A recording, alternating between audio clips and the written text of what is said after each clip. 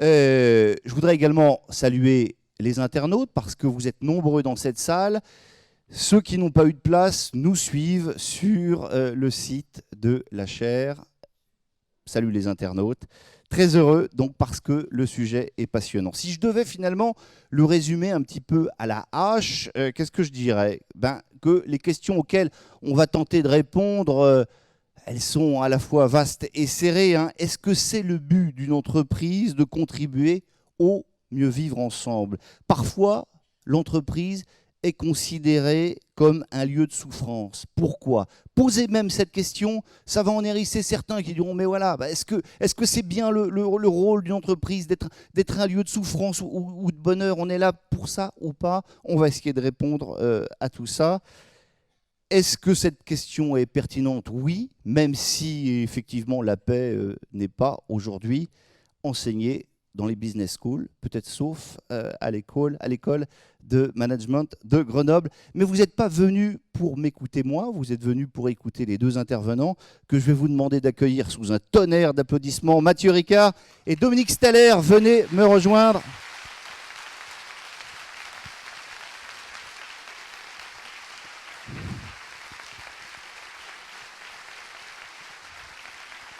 Et quand on dit un tonnerre à Grenoble, c'est un vrai tonnerre.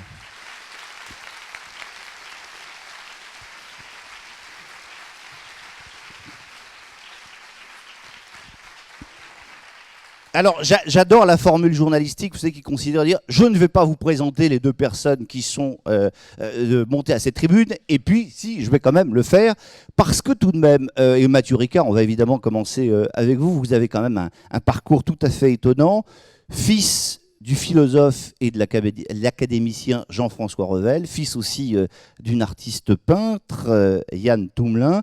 Vous avez fait de brillantes études scientifiques. Ben oui, c'est ce qu'on dit. Docteur en génétique cellulaire.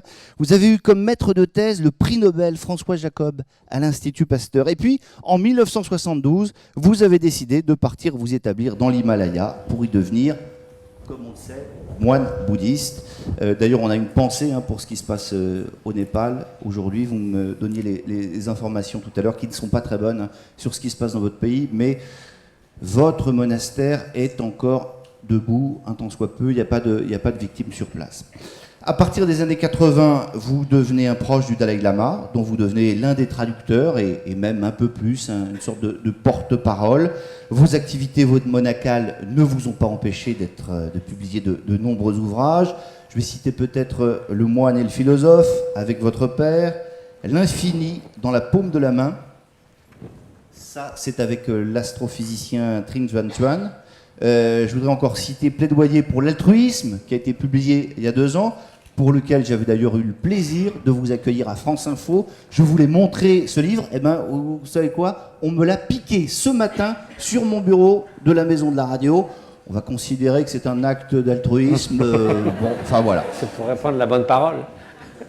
En tout cas, tous les livres, tous vos livres sont en vente à la sortie de cette salle, et faut-il rappeler que vous versez tous les droits d'auteur aux multiples associations et œuvres pour lesquelles vous œuvrez dans l'Himalaya. Dominique Staller, docteur en management et psychologie de l'université de Newcastle. Vous avez créé il y a 3 ans, ici même, à Grenoble, dans cette école, la chaire Mindfulness, bien-être au travail et paix économique.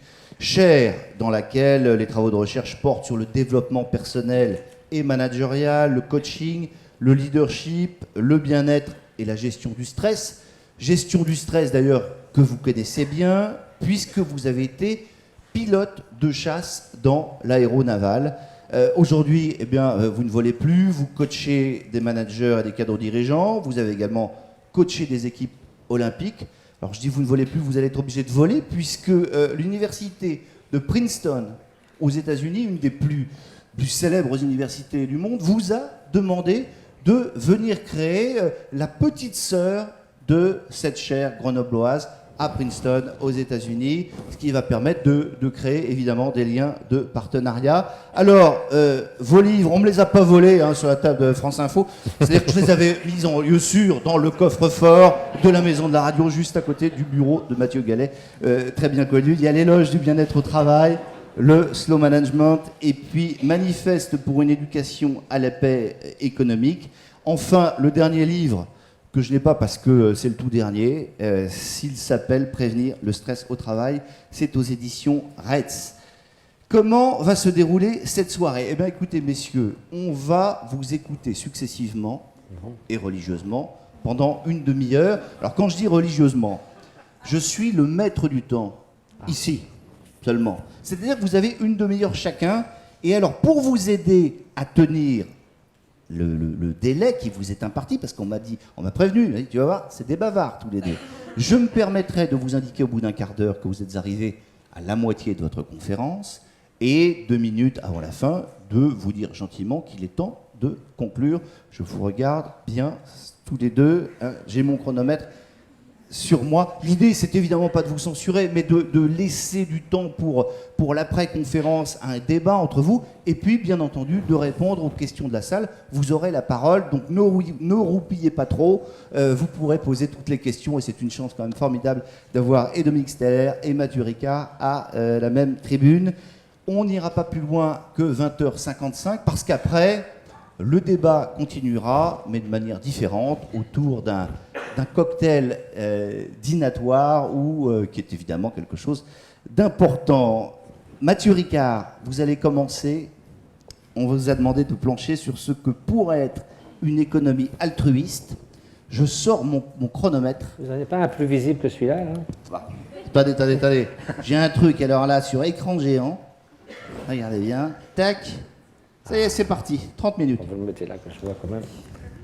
Bien, je vais faire de la parlotte déambulatoire. Ça me permet de voir les images et puis de passer un peu d'un côté à l'autre. Donc, cet après-midi, nous avons déjà eu une rencontre et quelqu'un avait soulevé la question de l'homo economicus. Alors, il est clair que l'économie doit être au service de la société et non pas la société au service de l'économie. Mais qu'est-ce que ça veut dire, cette petite phrase, ce petit jeu de mots en quelque sorte? Ça veut dire que l'économie, pour être au service de la société, doit être concernée par le bien-être de la société. Ça semble évident. Comment pourrait-elle être au service de quelque chose sans être concernée par le bien-être de la société? Et ça change toute la donne. Parce que le principe de l'homo economicus, par définition, est de maximiser les intérêts et les préférences personnelles. Et des économistes, parmi les fondateurs de l'économie classique, Francis Edgeworth, par exemple, disait « Il n'y a pas de place pour l'altruisme dans l'économie ». Donc ça, c'était clair, point final. Mais qu'est-ce qui se passe quand on se limite à soi-disant des préférences maximisées rationnellement vos intérêts personnels? Il y a 2 choses, en tout cas, parmi les grands défis des temps modernes que l'homo economicus ne peut pas gérer.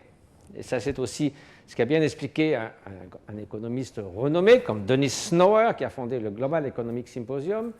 Et il explique bien que la maximisation de vos intérêts personnels ne peut pas en particulier remédier à la précarité au sein de la richesse. Il n'y a aucune raison qu'on veuille décroître les inégalités qui vont croissant dans tous les pays de l'OCDE. Parce que vous avez tout intérêt à payer le moins possible des gens au Bangladesh qui font des t-shirts pour 1 euro, et ça ne maximise pas vos intérêts personnels de, en quelque sorte, augmenter leur salaire, etc. etc. Un autre incapacité de l'homo economicus, c'est de se préoccuper des biens communs. Et les biens communs, c'est beaucoup de choses. C'est la qualité de l'air, c'est la qualité des océans, c'est l'environnement, mais c'est aussi la poursuite de la justice sociale, de la démocratie, de la liberté, c'est-à-dire des choses pour lesquelles on doit faire des efforts, qui bénéficient de tout le monde, mais on peut être aussi un franc-tireur qui décide de ne rien faire et de profiter de ce que les autres font quelque chose. Donc nous bénéficions tous du fait que nous vivons dans un pays démocratique, mais on peut strictement n'avoir fait aucun effort pour une sorte de combat pour la liberté. Et donc, c'est 2 choses qui reflètent 2 problèmes essentiels des temps modernes, qui est celui des inégalités et aussi celui, bien sûr, de l'environnement. D'autre part, la fameuse main invisible, si elle est celle d'un aveugle égoïste, ça ne peut pas nous mener très loin. Donc en quoi est-ce que... alors en plus, si vous dites à un économiste, en gros, l'altruisme c'est une valeur essentielle. Il vous dira oui, bien sûr, nous essayons de l'appliquer dans notre vie personnelle, mais franchement, ça ne rentre pas dans mes capacités d'économiste. En anglais, ça marche un peu mieux, parce qu'on parle de caring economics, et si vous dites I don't care en anglais, ça veut dire je m'en fiche. Et si vous dites je m'en fiche de la pauvreté, je m'en fiche de l'environnement, je m'en fiche des générations futures, ça peut plus dire à notre époque. Donc l'idée que je voudrais défendre aujourd'hui, c'est que un des défis conceptuels de notre époque, c'est de concilier 3 échelles de temps et 3 préoccupations. L'une, c'est l'économie, c'est-à-dire l'économie, ça va assez vite malgré tout. L'échéance, c'est un an, maximum 5 ans, on voit à très court terme, ou alors les cours de la bourse qui s'envolent et qui s'effondrent d'un jour à l'autre. Il y a ensuite le moyen terme, la qualité de vie, le bonheur national brut, qui n'est pas simplement tout le monde est heureux, tout le monde est gentil, mais c'est aussi intégrer la richesse financière, la richesse sociale, la richesse environnementale. C'est aussi la satisfaction de vie, pendant 10 ans, 15 ans, une carrière, une famille, l'espace d'une vie. Et ça, malgré tout, ça compte. Ça compte fondamentalement. Un pays qui serait le plus riche et le plus puissant, où tout le monde est malheureux, à quoi bon, n'est-ce pas? Mais il y a une dimension nouvelle qui nous a pris par surprise.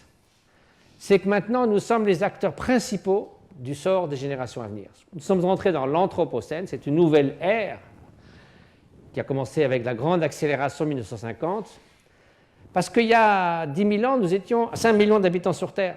Nous ne pouvons pas faire beaucoup de mal à l'écosystème dans lequel nous vivons.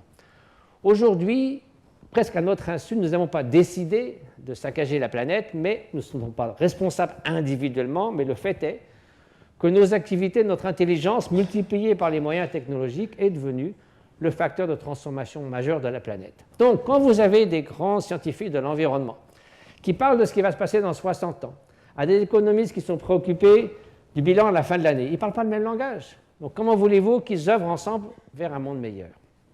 Et alors, il y a un concept qui brusquement ne dit plus une utopie naïve, une sorte d'un luxe qu'on peut se permettre quand tout va bien, c'est la considération d'autrui, c'est-à-dire l'altruisme.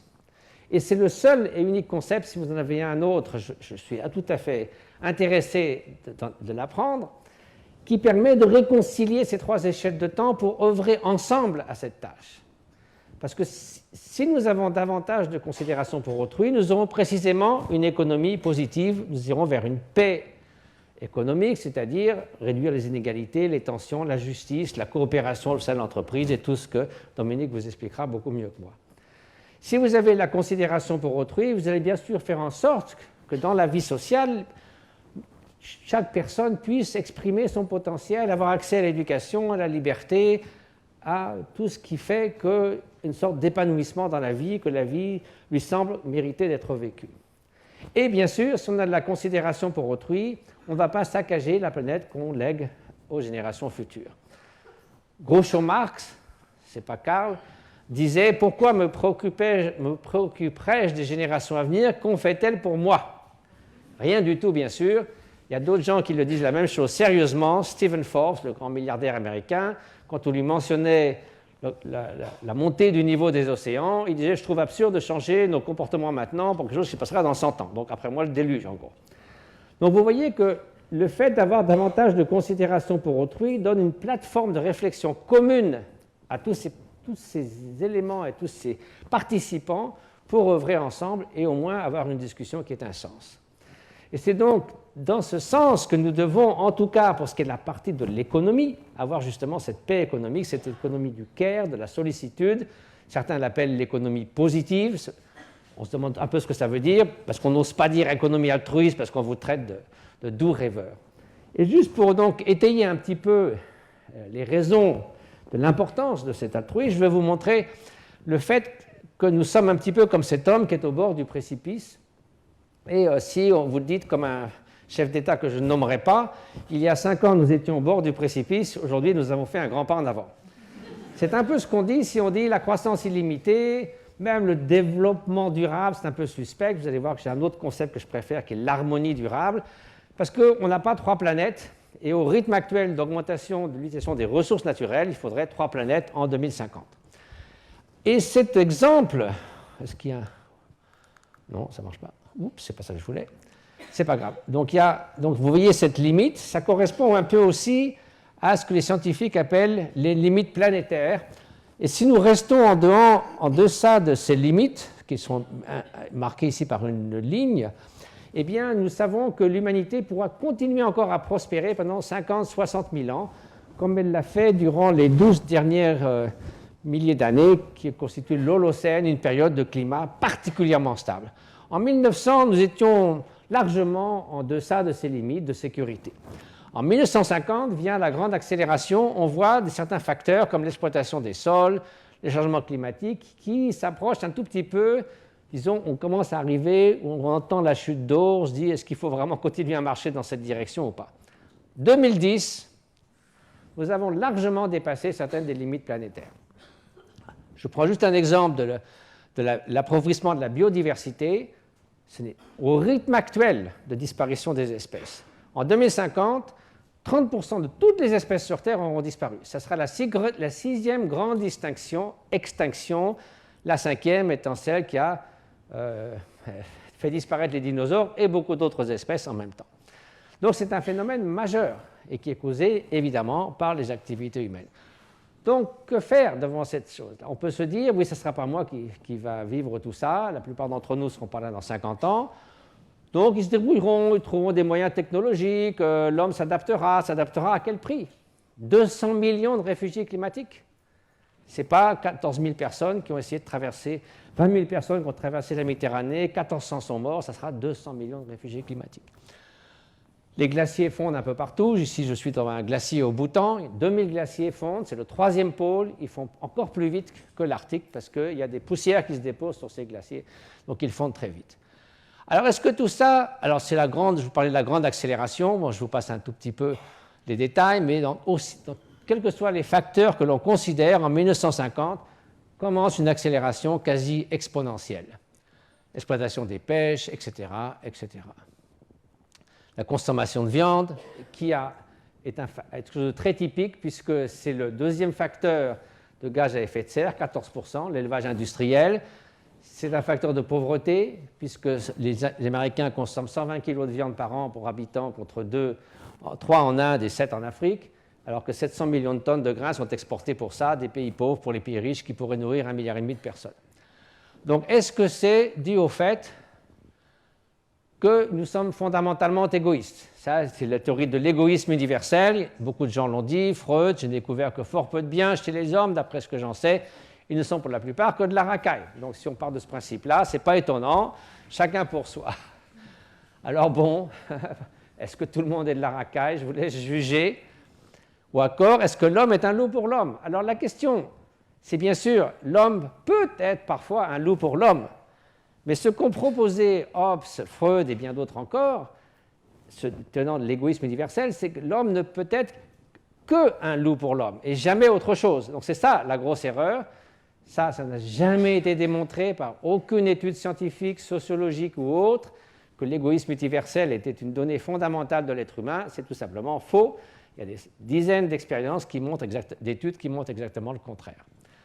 Déjà, d'abord, ça ne correspond pas à notre expérience personnelle. Nous avons rencontré des gens qui sont naturellement bienveillants. Tout le monde n'est pas bon tout le temps, en toute occasion, mais il y a forcément des actes de bienveillance.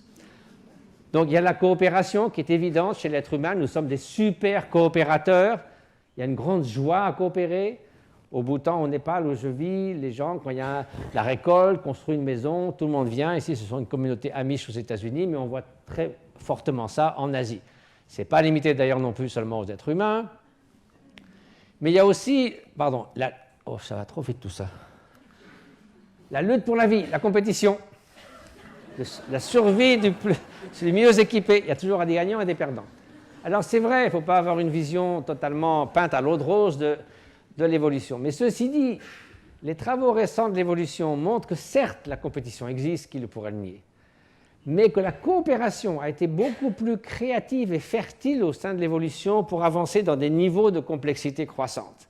C'est vraiment ce à quoi sont venus maintenant les travaux de E.O. Wilson, de Martin Nowak, la coopération est essentielle au sein de l'évolution. Donc, essayons de la favoriser. De plus, si l'on regarde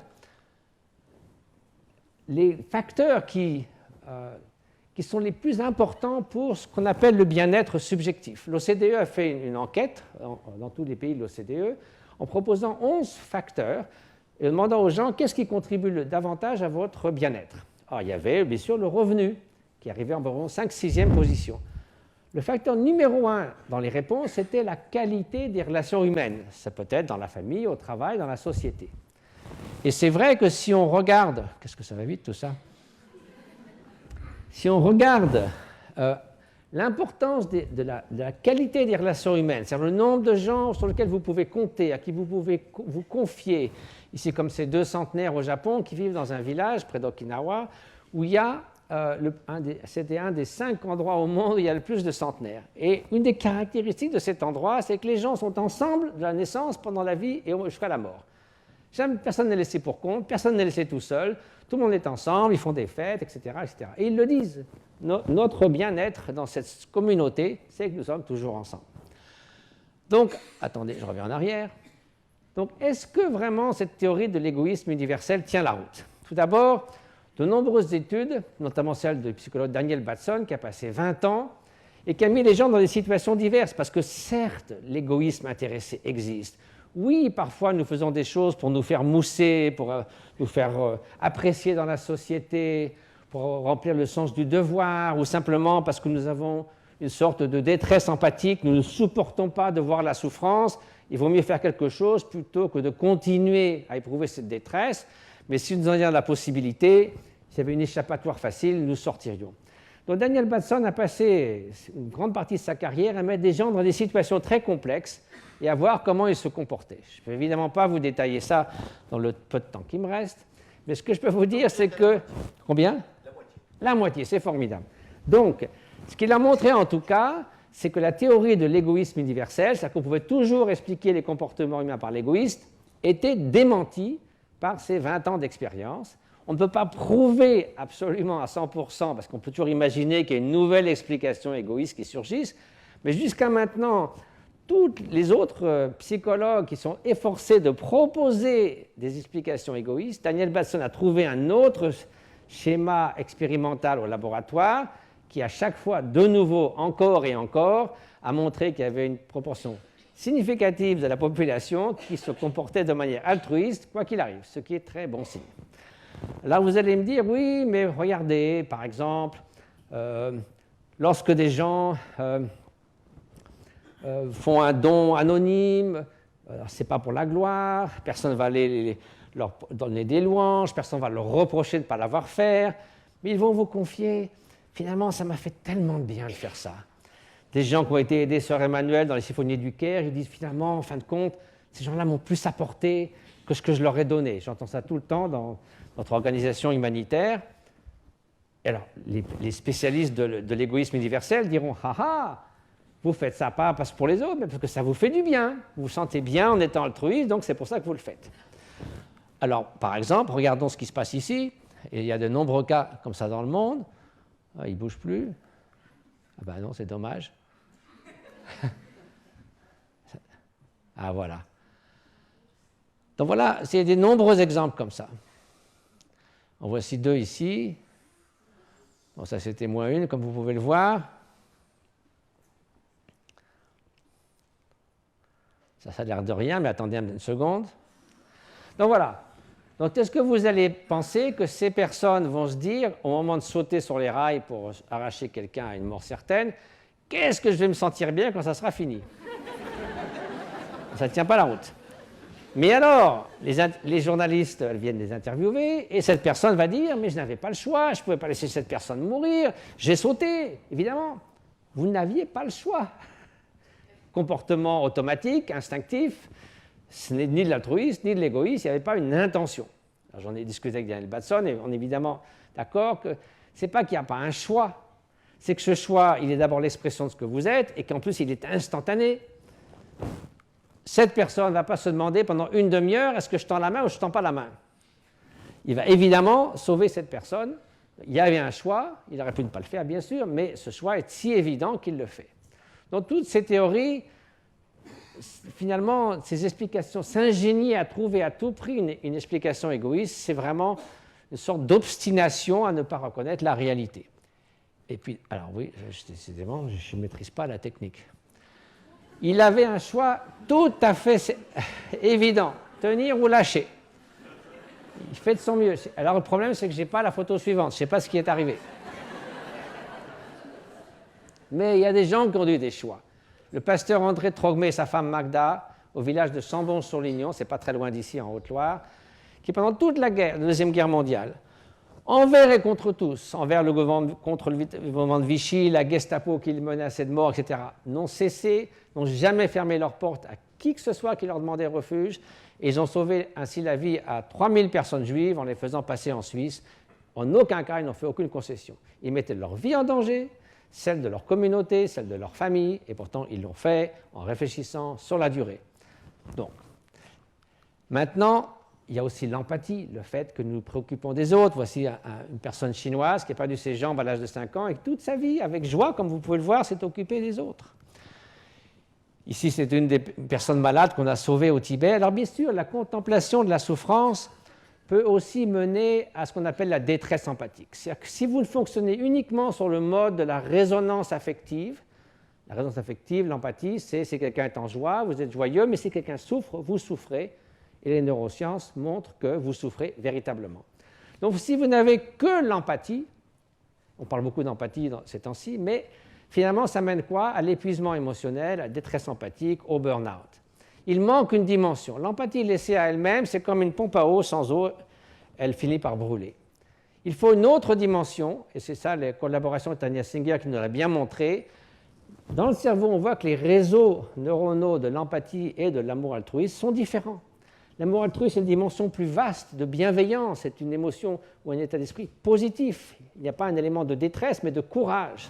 Et donc on peut remédier à cela. Cela nous a été donné par l'évolution, par l'amour parental, l'amour maternel, mais comme tout ce qui nous est donné par l'évolution, nous pouvons utiliser cela pour aller plus loin. On peut étendre cet altruisme et cette considération d'autrui à des personnes qui sont a priori étrangères, et donc au-delà de ceux personnes vulnérables qui sont sous notre protection, nos enfants, les personnes âgées. Et donc l'être humain, et aussi dans d'autres espèces, ont cette faculté d'étendre cette faculté de l'altruisme. Comme vous le voyez, cette tigresse ici, elle n'a pas mangé des porcelets, elle les a adoptés. Alors vous pourrez me dire, tout ça c'est très gentil, mais finalement la société, ce qu'elle est, malgré tout, on ne se porterait pas plus mal avec un peu plus d'altruisme, de solidarité, de sens de la responsabilité vis-à-vis d'autrui, vis-à-vis des générations à venir. Donc si l'altruisme existe, peut-être que ça ne suffit pas tout à fait, c'est comme un potentiel que nous avons de courir un marathon, de jouer aux échecs, sans s'entraîner, peut-être n'est-il pas à son niveau optimal qui rendrait notre société plus altruiste. Effectivement, les études en neurosciences, et mon ami Antoine Lutz qui est ici, ça fait 15 ans que nous collaborons ensemble sur ces recherches, eh bien, montrent que, et les techniques contemplatives qui, dans le bouddhisme, ont 2500 ans, montrent qu'effectivement, tout comme on s'entraîne à lire et à écrire, on peut, et d'ailleurs, le contraire serait presque une absurdité ou un mystère, une anomalie, on peut s'entraîner à cultiver notre faculté d'altruisme, de bienveillance, de compassion. Mais ça semble tout à fait normal. Nous ne sommes pas nés en sachant lire et écrire. Nous avons le potentiel de savoir lire et écrire, de jouer aux échecs, de faire du vélo, du piano, d'apprendre à jongler. Mais sans cet entraînement, eh bien, ces facultés restent dormantes. Et pourquoi n'en irait-il pas de même de l'attention, de la pleine conscience, de la bienveillance, de la compassion, des comportements prosociaux, des émotions positives? Si on les laisse simplement telles qu'elles sont, c'est un état normal, n'est pas nécessairement un état optimal. D'où l'idée d'étudier les effets de l'entraînement de l'esprit sur le plan individuel, qui ensuite devra déboucher sur un plan sociétal. Et donc ces études, menées tout d'abord à Madison, avec Richard Davidson et Antoine Lutz ici présents, consistaient à étudier les effets de la méditation à long terme chez des gens qui ont fait entre 10 000 et 60 000 heures de méditation. Alors je vous passe les détails techniques. Ici, c'est par l'électroencéphalogramme qui mesure des changements très rapides dans le cerveau. et par l'IRM fonctionnel qui permet de localiser très précisément les endroits où l'activité change, mais qui a une moindre résolution dans le temps. Ici, c'est la première fois en l'an 2000 que je passais 2h30 dans un IRM, donc Richard Davidson est tout à fait soulagé de voir que j'ai survécu à la cause. Et depuis, je crois que j'ai dû passer 120 heures dans des IRM. Bon, je suis toujours en vie. Et alors, voilà une image qu'Antoine m'a gentiment prêtée, qui montre brièvement en imagerie mentale l'état d'un méditant au repos. Il est au repos, donc il ne se passe pas grand-chose, c'est normal. Quand il s'engage dans la méditation ou elle s'engage sur la compassion, il y a des aires du cerveau qui sont liées à sentiment d'affiliation, l'amour parental, l'empathie, les émotions positives qui sont fortement activées. Chez les personnes non entraînées, à qui on a demandé pendant une semaine, on leur donne des instructions qui correspondaient à ce qu'on cultive quand on s'entraîne à l'amour altruiste, eh bien au repos, il ne se passe rien, mais il ne se passe rien non plus quand ils s'engagent dans cet état. C'est normal, ils ne se sont pas entraînés. En gros, c'est ce qu'on voulait démontrer. Alors, ce qui est intéressant aussi, c'est que vous dire, bon, 60 000 heures dans l'Himalaya, ce n'est pas pour moi, je comprends. Donc, la deuxième phase de ces recherches, c'était de voir qu'est-ce qui se passe avec des gens un peu volontaires, mais tirés au hasard, un groupe témoin et un groupe qui s'entraîne, par exemple, à la réduction du stress par la pleine conscience, pendant 4 semaines, à raison de 30-40 minutes par jour, ce n'est pas trop demandé. Eh bien, déjà, on voit des changements structurels dans le cerveau, pas seulement fonctionnels, dans une aire du cerveau, l'hippocampe, qui est l'aire précisément qui assimile la nouveauté. Tout entraînement engendre une neuroplasticité dans l'hippocampe. Donc ça, c'est quand même beaucoup plus encourageant. Il y a toutes sortes d'études dans ce domaine qui montrent que dès qu'on commence à s'entraîner à quelque chose, le cerveau commence à changer. Et si vous poursuivez quelques semaines, 1 mois, 2 mois, 3 mois, ces changements se manifestent dans votre comportement prosocial, si c'est le cas de l'altruisme, et dans votre cerveau. Donc vous vous direz, est-ce qu'on sait très bien, est-ce qu'on peut même envisager ça dans le domaine de l'éducation? Donc toujours à Madison, Richard Davidson a travaillé dans des écoles maternelles de quartiers difficiles, et il y a un programme de 10 semaines à raison de 40 minutes par jour, 3 jours par semaine, avec tout d'abord la pleine conscience, la respiration, avec un ours en peluche ou un petit galet sur la poitrine, et pendant 5 semaines, l'éducation à l'intelligence émotionnelle, à la bienveillance, à la gratitude, au partage, à la coopération, aux comportements prosociaux. On se dit, bon, c'est des enfants de 4-5 ans, 3 fois par semaine, c'est sympathique, mais ça ne va pas mener à grand-chose. Eh bien, pas du tout. L'évaluation du comportement prosocial chez les enfants qui ont passé par cette intervention montre qu'ils sont un comportement prosociaux accru. Moins de conflits, plus facilement de réconciliation, davantage d'expression, de coopération, de gratitude, etc. Mais il fallait quand même un test scientifique très rigoureux, et vient donc le test ultime des autocollants. Ça, c'est le test qui ne pardonne pas. Et donc, avant l'intervention, on demande à chaque enfant quel est leur meilleur ami dans la classe. Je ne sais pas si le laser, ça marche, là, j'essaye, mais ça fait généralement autre chose. Et donc, vous voyez ici l'enfant qu'ils préfèrent dans la classe, l'enfant qu'ils ne peuvent pas piffrer dans la classe, une enveloppe avec la photo d'un enfant inconnu ou l'image et d'un enfant malade. Avant l'intervention, on leur demande donc de donner les autocollants et de les répartir dans ces 4 enveloppes. Merci. Et donc, on se dit, bon, qu'est-ce que ça... Alors, comme vous l'imaginez, avant l'intervention, qu'est-ce qui se passe? Et là, il ne se passe plus rien. Ah, c'est celui-là? Non, ça, c'est celui d'Antoine. Alors, attendez. Il y a des parasites, là. Non, mais là, je crois que ton truc, là, il parasite le système, là. Ah, ça ne marche plus. C'est dommage. Ah, il y a le truc qui marche maintenant. Alors, je te rends celui-là, déjà, c'est peut-être ça qui bloque. Ah, bah non, ça ne marche plus. Alors... C'est dommage, c'était intéressant la suite. Hein. Ouh. C'est la suite ou la conclusion d'ailleurs? Ah oui, ben. Ah voilà! Non, ben ça va trop vite. Là. Voilà. Donc, c'est presque fini. On dit toujours ça quand on a encore la moitié à dire. Donc, voyez, avant l'intervention, ils donnent quasiment tout à leur meilleur copain. Après l'intervention, il n'y a plus de discrimination. Ils donnent quasiment autant à leur meilleur ami et à l'enfant qui ne pouvait pas piffrer. Quand on sait l'importance des discriminations sociales, vous imaginez l'importance d'une telle étude. Alors, oui, c'est vrai que je devais parler de l'économie. On a combien de temps? C'est fini? 3 minutes. 3 minutes.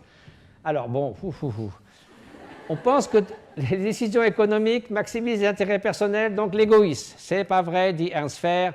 70% des gens dans des jeux économiques, dont je vous passe les détails, sont prêts à faire confiance et à coopérer. Mais qu'est-ce qui se passe? Il y a les 30% de profiteurs, c'est-à-dire l'économie dérégulée, l'école de Chicago, qui tirent la couverture à eux. Qu'est-ce qui se passe? Au fil du temps, les coopérateurs se découragent. Ils cessent de jouer le jeu parce qu'ils sont toujours arnaqués par les profiteurs. Donc ça, c'est l'économie dérégulée. Donc la coopération tombe à 10%. Qu'est-ce que vous faites? Deux possibilités. Soit vous récompensez les coopérateurs, soit vous avez une sanction altruiste, c'est-à-dire vous les punissez. Et c'est altruiste parce que vous dépensez de l'argent pour les punir. Qu'est-ce qui se passe? La coopération monte à 100%. En bref, vous n'allez pas rendre les égoïstes altruistes, vous allez mettre des règles de sorte que les coopérateurs puissent coopérer et que les altruistes trouvent leur intérêt à coopérer également. Donc tout ça pour conclure, dans la minute qui me reste, que pouvons-nous faire pour tout cela? Alors ça, c'est ce que je vois le matin de mon ermitage. Malheureusement, maintenant, tout ça est un petit peu en ruine, mais bon. Favoriser la coopération au sein de l'entreprise, une éducation plus coopérative au lieu d'être compétitive. J'aimerais bien en parler plus longtemps, mais ce n'est pas le moment. Une harmonie durable, c'est-à-dire, c'est plus le développement durable, l'harmonie durable dans le présent, une harmonie dans la société, réduire les inégalités, dans le futur, utiliser seulement les ressources qui peuvent être renouvelables, de sorte qu'il y ait une harmonie entre nous-mêmes et la planète. Ensuite, une économie positive, c'est ce dont je parlais un petit peu au début, le caring economics, un engagement local, voilà, et une responsabilité globale, faire chacun de son mieux, mais aussi une responsabilité globale, par exemple, notamment en question de l'environnement. Étant l'altruisme aux 1,3 million d'autres espèces, nous ne sommes pas les seuls sur Terre, ils ne sont pas là comme des instruments pour notre bien-être. Et finalement, il faut oser l'altruisme, ce n'est pas une noble utopie, il faut oser l'enseigner dans les écoles, il faut oser dire qu'il existe, qu'on peut le magnifier, on n'a pas besoin de démontrer l'existence de l'égoïsme, mais l'altruisme existe lui aussi, donc tirons profit de ce potentiel que nous avons tous en nous. Merci beaucoup.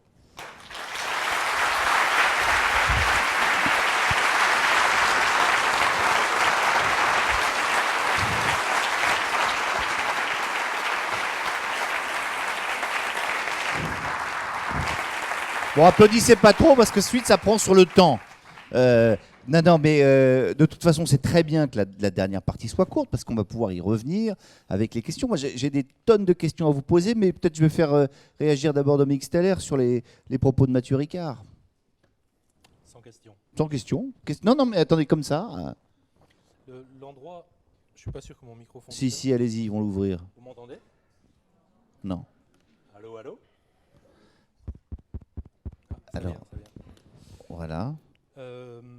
L'endroit qui va réagir assez fort avec ce que je vais pouvoir présenter juste après, c'est cette idée de sanction altruiste qui apparaît à la fin.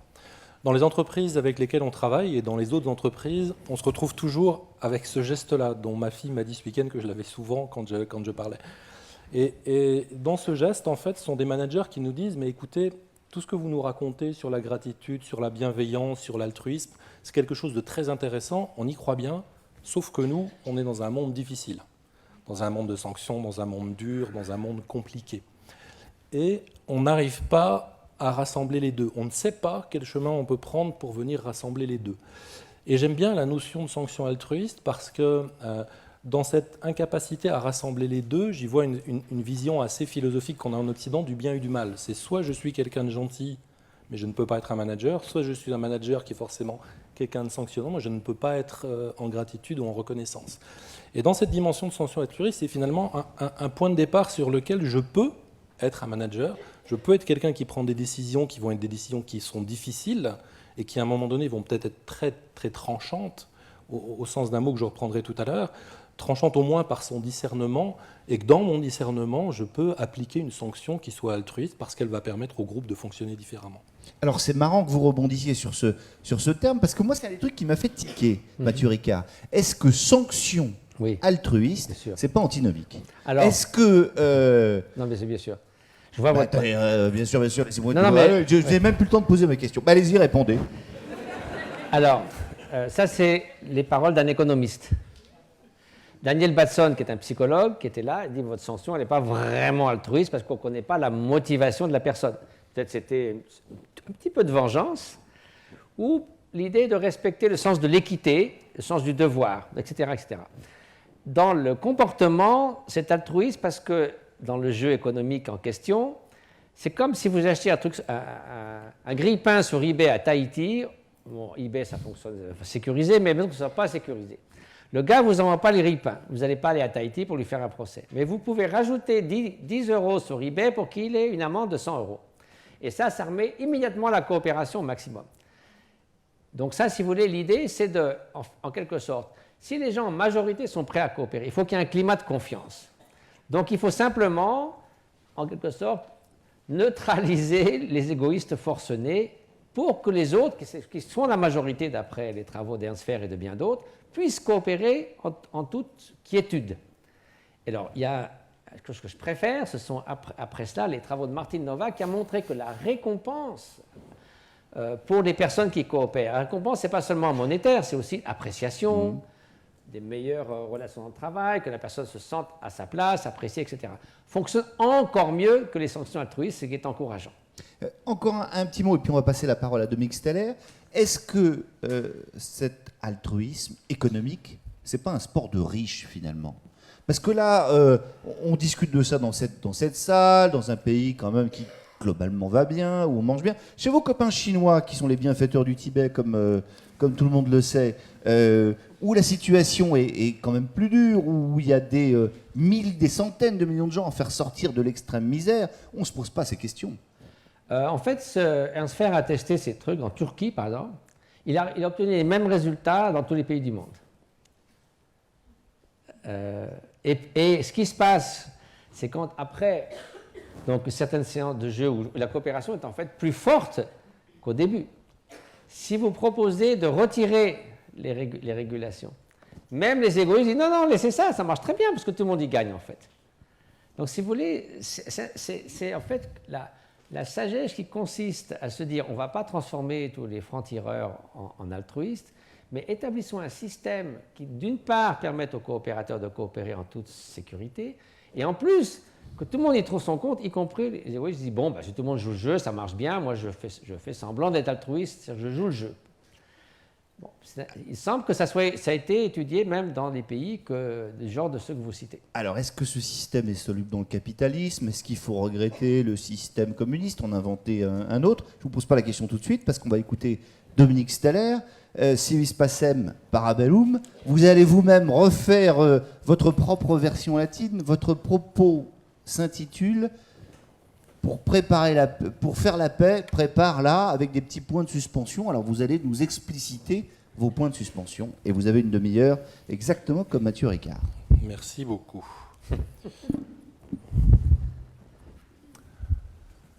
Bonsoir à tous. Je vais profiter de ma première 2 minutes de la demi-heure pour quelques remerciements. Ça me permettra, vous verrez, de connecter avec ce qui est présent ici.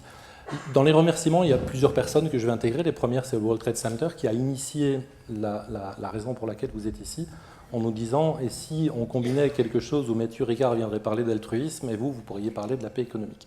Merci beaucoup au World Trade Center. Je ne sais pas où Sylvie est présente et où Francis... Sylvie est là-bas, Francis, je ne le vois pas, c'est pas grave. Je vais remercier en deuxième tous les partenaires de la chaire, qui en partie sont aussi des partenaires et sont sponsors. Je suis désolé aussi, j'en vois quelques-uns en passant. Les partenaires, je tiens à les remercier parce qu'il faut imaginer, tout à l'heure Mathieu a pris un mot de courage. Dans courage, il y a quelque chose que j'aime bien, c'est le cœur. L'étymologie est la même. Et il y a des points que je vais soulever tout à l'heure qui vont montrer à quel point, si on veut vraiment rentrer dans le monde du travail avec des choses qui parlent de paix, avec des choses qui parlent d'altruisme, qui parlent de gratitude, qui parlent de bienveillance, on a certainement besoin de ce courage-là, on a certainement besoin de cette force-là, avec une petite phrase que j'aime beaucoup, qui est une phrase qui vient d'Indien d'Amérique du Nord, et qui dit finalement « le guerrier avance la poitrine déployée ». Déployé voulant dire il ouvre, et il montre un petit peu ce qui se passe à l'intérieur pour pouvoir créer une relation qui va être forte. Donc merci beaucoup à tous les partenaires de la chaire, dans lesquels je vais englober l'école Grenoble École de Management.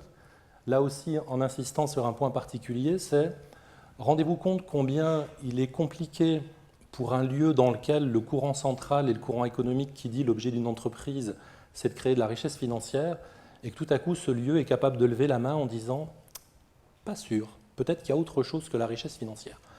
Merci donc à toutes ces personnes. Je vais en rajouter 2 particulières, Margot et Cécilia, sans qui tout ce qui s'est passé là ne se serait pas fait. Et je vais profiter d'une petite partie de mes secondes pour vous demander d'applaudir ces 2 dernières personnes.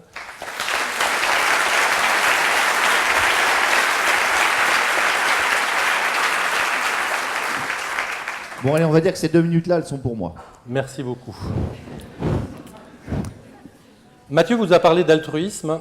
J'ai décidé ce soir de vous parler de paix, la deuxième partie de ce qui était dans notre titre. Mon point de départ pour vous parler de la paix, c'est comment en est-on arrivé dans cette école à imaginer qu'on pouvait créer une chaire de recherche et d'enseignement qui allait parler de cette paix. Je vous laisse regarder les quelques images qui sont au tableau, mais la naissance ou l'origine de cette chose-là, c'est rattaché à des conversations de café, avec principalement un collègue qui est dans la salle, qui venait discuter avec moi parce que lui s'était intéressé aux études sur la paix au sens large, qui parlait principalement de paix civile et de guerre, et qui venait m'interroger sur les problèmes de stress au travail. En 2008, quand la grande vague de suicides dont vous vous souvenez est présente, ce collègue me dit « Écoute, finalement, on a aujourd'hui à peu près tout ce qu'il faut pour pouvoir dire qu'on est dans un monde en guerre économique. On a un langage qui est plutôt agressif, admettons que ce langage, je le manifeste autour d'une OPA agressive. On a des comportements qui sont plutôt agressifs dans le monde du travail, des incivilités, des agressions, des harcèlements. Et en 2008, puisque les suicides apparaissent, eh bien, on a des dommages collatéraux. Le suicide, le burn-out, la dépression, etc. Et là, il me regarde avec son petit sourire en coin et il me dit « Tiens, si on s'amusait à imaginer un cours qui parlerait de paix économique ». On regarde rapidement sur Internet et on se rend compte que paix économique, relativement peu de personnes en ont parlé. Il a cité cet après-midi dans notre rencontre le seul ouvrage qu'il avait découvert sur la paix économique. Je ne le retrouve pas, donc je ne vous en parlerai pas. Le point de départ va être celui-ci, de personnes qui se disent « Est-ce qu'on peut continuer à avoir des lieux d'enseignement qui vont former nos futurs managers, écoles de management ou écoles d'ingénieurs, qui continuent de promouvoir des comportements qui ne seront pas des comportements efficaces d'un point de vue relations humaines au travail ?» Dans cette rencontre, je vais être appelé un jour par Antoine Raymond, ici présent également, qui avance et qui réfléchit sur des choses liées au bien-être au travail, qui me dit « Peut-on se voir ? Parce que vous écrivez des choses sur les éléments du bien-être au travail avec lesquels je suis assez en phase et j'aimerais pouvoir les partager avec vous. » On devait se voir une demi-heure, on va finalement discuter pendant 4 heures. Et à la fin de cette conversation, la naissance de la chaire va finalement se décider. Et elle va se décider avec des points très spécifiques qui étaient de la part d'Antoine et ensuite des autres partenaires d'entreprise qui sont venus nous voir, de dire finalement on est très content qu'un lieu de recherche puisse exister pour une première raison qui est on va pouvoir enfin commencer à dire ce en quoi on croit. Et ça c'est un message important par rapport à cette idée de paix économique et qui a été une grosse découverte de ces 3 ans d'existence de la chaire que je pourrais résumer autour d'une toute petite phrase naïve qui serait « Bon sang, qu'est-ce qu'il existe un nombre important de gens bien dans le monde du travail qui ont envie de faire de belles choses ?»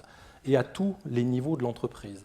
Ce n'était pas si simple que ça dans un point de départ, puisque je suis principalement au départ un spécialiste du stress au travail, et je peux vous assurer qu'après 20 ans à regarder le stress et la souffrance, le regard que j'avais sur l'entreprise était un regard très très noir, un regard qui disait finalement il y a souffrance, il y a douleur, il y a fatigue, il y a burn-out, etc. Et là je me retrouvais avec des personnes qui disaient mais non, nous on croit à la gratitude, nous on pense que la nécessité de la reconnaissance est importante, on a envie que les choses soient partagées, on n'a pas forcément envie d'être dans des liens hiérarchiques très verticaux, qu'est-ce qu'on peut faire en commun ? La chaire s'est créée et vous avez sous les yeux la vision qu'on a décidé d'allouer à cette chaire qui va certainement être perturbante et qui va provoquer des petites oscillations dans mon cerveau qui était de dire et si le but d'une entreprise n'était pas de créer de la richesse financière comme une fin en soi, mais si le but d'une entreprise c'était ça. C'est-à-dire que se dire au bout du compte, le rôle de l'entreprise c'est avant tout de s'inscrire au cœur de la cité, de contribuer au renforcement du tissu social et au mieux vivre ensemble. Si je m'arrête à cet endroit-là, aujourd'hui, j'ose le dire, il y a 3 ans, c'était beaucoup plus difficile parce que j'avais les mêmes préoccupations que les entreprises qui m'ont rejoint, qui étaient de me dire, si jamais je dis ce genre de choses, je vais finir par me faire fusiller sur le poteau de l'économie traditionnelle venant de Chicago. Quand je dis que nous croyons que le but de l'entreprise est de s'inscrire au cœur de la cité, nous croyons que le but de l'entreprise est de s'inscrire au cœur de la cité. Est-ce que ça veut dire qu'elle n'a pas des objectifs de bien-être et des objectifs de pérennité financière? Bien entendu que si. Son objet, c'est bien entendu de pouvoir contribuer à la cité de la même manière que le corps médical contribue à la cité par l'apport de la santé, que le corps juridique contribue à la cité par l'apport de la sécurité et de la loi. Eh bien, le corps économique contribue à la cité parce qu'il est capable de générer des profits et que générant des profits nous permet d'avoir toutes les belles choses qu'on a autour de nous. Mais donc un positionnement, vous l'imaginez, qui commence à être légèrement différent. À partir de là, je vais vous parler de paix économique en 3 temps. Le premier temps, c'est pourquoi on a décidé de parler économique. Le deuxième temps, ça sera qu'est-ce que c'est que cette chose-là, la paix économique. Et le troisième temps, ça sera le comment. Comment on passe de quelque chose qui semble assez philosophique à quelque chose qui devient assez concret. Je vais y aller aussi de mon petit trait d'humour, parce qu'il n'y a pas longtemps, quelqu'un m'a envoyé un email et je me suis dit, tiens, ça serait intéressant pour la conférence. Et c'est rattaché à un philosophe bien connu qui s'appelait Francis Blanche et qui disait, dans ces grands temps de mouvement, peut-être bien qu'il faudrait penser le changement plutôt que de changer le pansement. Et vous allez voir qu'on n'est pas très loin de ce que je vais vous raconter, parce que dans nos entreprises, finalement, la capacité à voir les choses de façon anticipée et à voir les choses de manière préventive quand on parle de la dimension humaine n'est pas si évidente que ça. On a beaucoup plus la réaction qui se met en place pour agir de manière curative plutôt que de penser les choses en amont. Voilà la raison fondamentale du pourquoi. Pourquoi on s'est intéressé à la paix économique? Pourquoi on s'est intéressé à la pleine conscience? Pourquoi on s'est intéressé au bien-être au travail? Parce que notre conviction, c'est que ce que peut apporter le monde du travail et l'entreprise, c'est principalement l'épanouissement. C'est principalement ce que vous cherchez tous quand vous vous posez la question de à quoi ça sert? À quoi ça sert quand je me lève le matin et que je vais travailler? Et notre conviction à nous, ça a été de nous dire, eh bien, ça sert à différents endroits. Ça sert parce que je peux trouver un épanouissement particulier, personnel, et la dimension de l'intime va être chez nous un lieu de recherche important, puisque les premiers travaux sur la mindfulness ont porté sur ce point-là. Ça sert parce que cette dimension individuelle n'a pas de sens si elle ne vient pas nourrir un épanouissement collectif, et si je vais travailler pour me retrouver tout seul, je ne vais pas y trouver beaucoup d'intérêt. Par contre, me rassembler avec d'autres personnes et créer du lien va me donner quelque chose d'important, et ça n'aurait pas de sens si cet épanouissement collectif ne permettait pas au système organisationnel de fonctionner. Et cette idée d'entreprise florissante, j'ai passé un petit peu de temps à savoir quel était le mot qui allait apparaître derrière tout ça. Florissante va bien parce qu'il vient toucher ce qui nous concerne en tant qu'être humain. Il vient toucher ces grands systèmes, ces grandes valeurs et ces émotions dont tout à l'heure parlait Mathieu, qui nous sont finalement fondamentales. Dans cette dimension-là, on va retrouver 3 besoins humains qui nous semblent aussi, eux, totalement fondamentaux et dans un sens particulier. Je suis parti de l'intime nourrissant le collectif nourrissant l'organisationnel, et je me suis dit à un moment donné, mais en fait, l'intérêt de nourrir l'organisationnel, c'était mon propos de départ, il n'y en a qu'un seul, c'est de venir nourrir en retour l'intime et le collectif.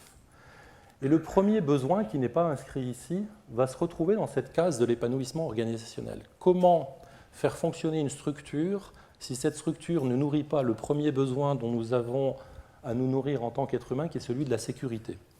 Et le premier besoin que va nourrir cette entreprise florissante, c'est mettre en sécurité. Pourquoi besoin de mettre en sécurité?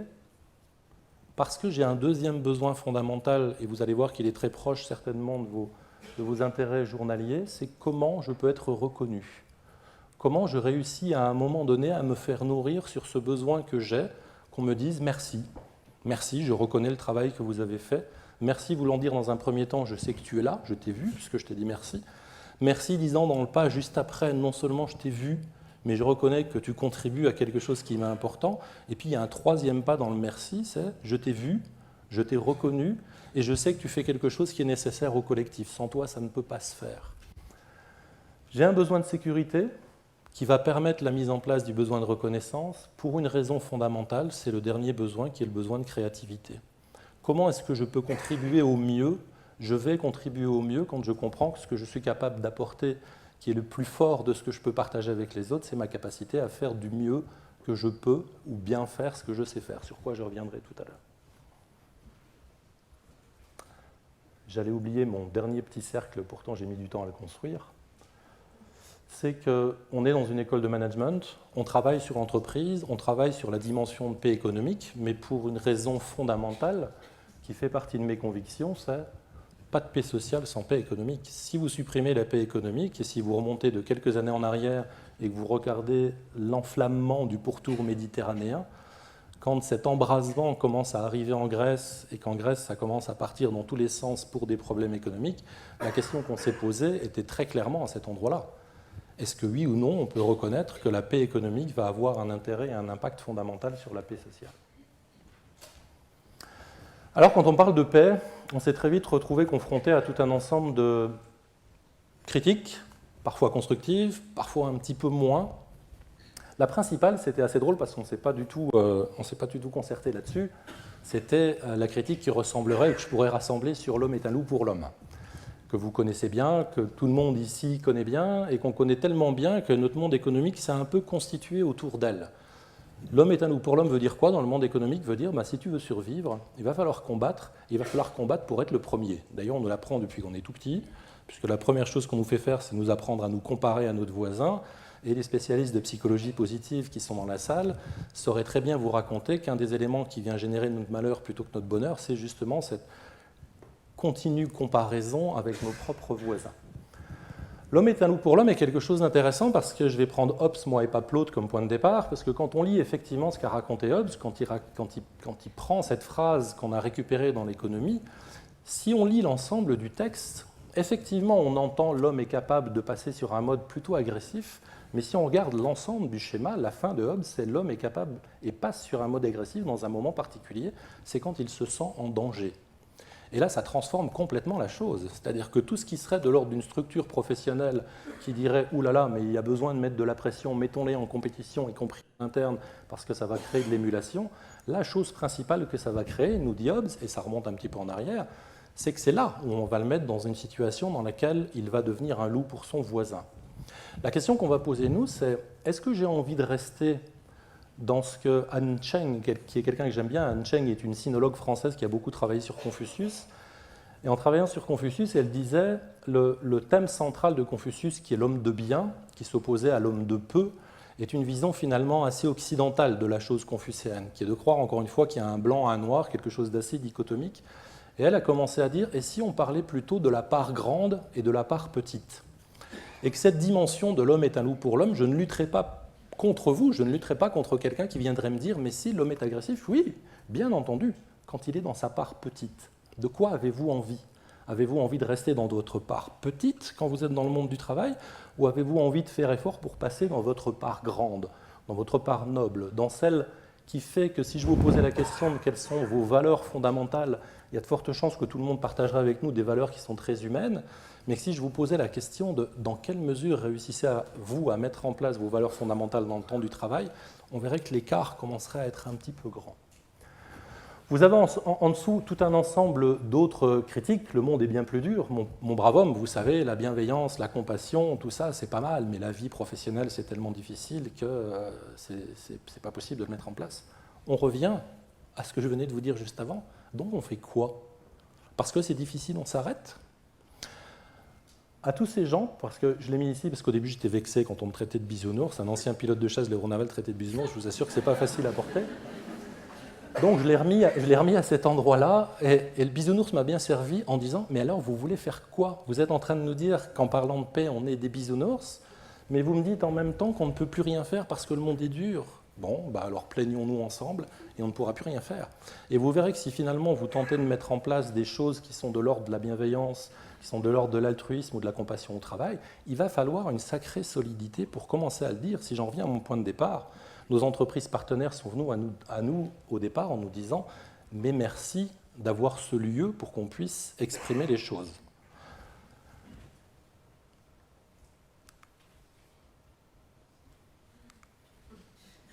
Qu'est-ce que c'est que la paix économique? Voilà nos 3 axes de recherche dans cette chaire. Un axe qui s'appelle paix économique. Je cherche aussi le laser, il est là. Un axe qui s'appelle bien-être au travail et un axe qui s'appelle mindfulness. Je vais démarrer par l'axe de la paix économique sur le qu'est-ce que c'est. À cette critique initiale qu'on recevait, était toujours ajouté quelque chose qui était de l'ordre de « vous êtes complètement utopiste ». La paix économique, ça n'est pas possible, on ne l'atteindra jamais, de toute façon les gens finiront par se rentrer dedans, ils finiront par se mordre, et je ne vois pas comment vous pourriez un jour créer un modèle qui fera qu'on atteindra la paix économique. Et à cette remarque-là, j'avais deux réponses, ou j'ai eu deux réponses au bout d'un certain temps. Au début, je ne savais pas quoi répondre, puisque j'étais assez d'accord avec ce qu'on était en train de me dire.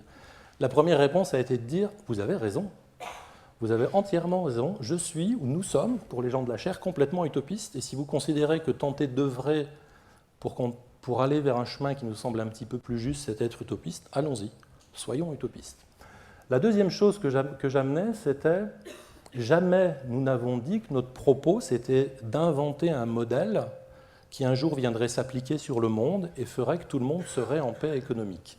Et je vais vous renvoyer là à une façon qu'on a de voir les choses assez habituelle, qui est de continuellement de croire qu'il y a devant nous un paradis perdu, que peut brandir des fois l'entreprise d'ailleurs, quand elle est dans ces moments, dans ces moments petits et pas dans ces moments grands, de nous faire croire que devant nous il y a quelque chose d'important, de pousser cette carotte-là et de temps en temps de nous l'enlever du chemin, puis de la remettre et puis de l'enlever. Notre propos n'était pas là. Notre propos était de dire « et si nous considérions la paix non pas comme un but à atteindre, mais si nous la considérions simplement comme une intention, comme un point de départ, comme une boussole, comme une orientation qui fait qu'à chaque fois que je me lève le matin ou que je rentre dans mes actions professionnelles, je sais à peu près quel est mon cap. » À ma question de tout à l'heure de la valeur, puisque ça va être l'exemple le plus concret que j'ai trouvé dans l'entreprise, les entreprises, depuis une quinzaine d'années, se sont toutes posé la question des valeurs. Quelles sont les valeurs qui nous animent en tant qu'entreprise ? Et elles apparaissent. J'en ai mis ici quelques-unes, là en haut. Le seul problème, c'est que si vous posez la question à un employé ou à un ouvrier du grand écart qu'il y a entre les valeurs qui sont affichées dans le hall de son entreprise et de ce qui lui arrive dans son atelier, peut-être bien qu'il va vous dire elles sont jolies, les valeurs, ok, mais moi, ce que je vis, ça n'a rien à voir avec les valeurs. Le problème de ce grand écart-là, c'est encore une fois le problème du paradis perdu, de croire que parce que notre intention est d'aller dans ce chemin-là, nous devrions être capables, sans aucune dérive possible, d'y coller.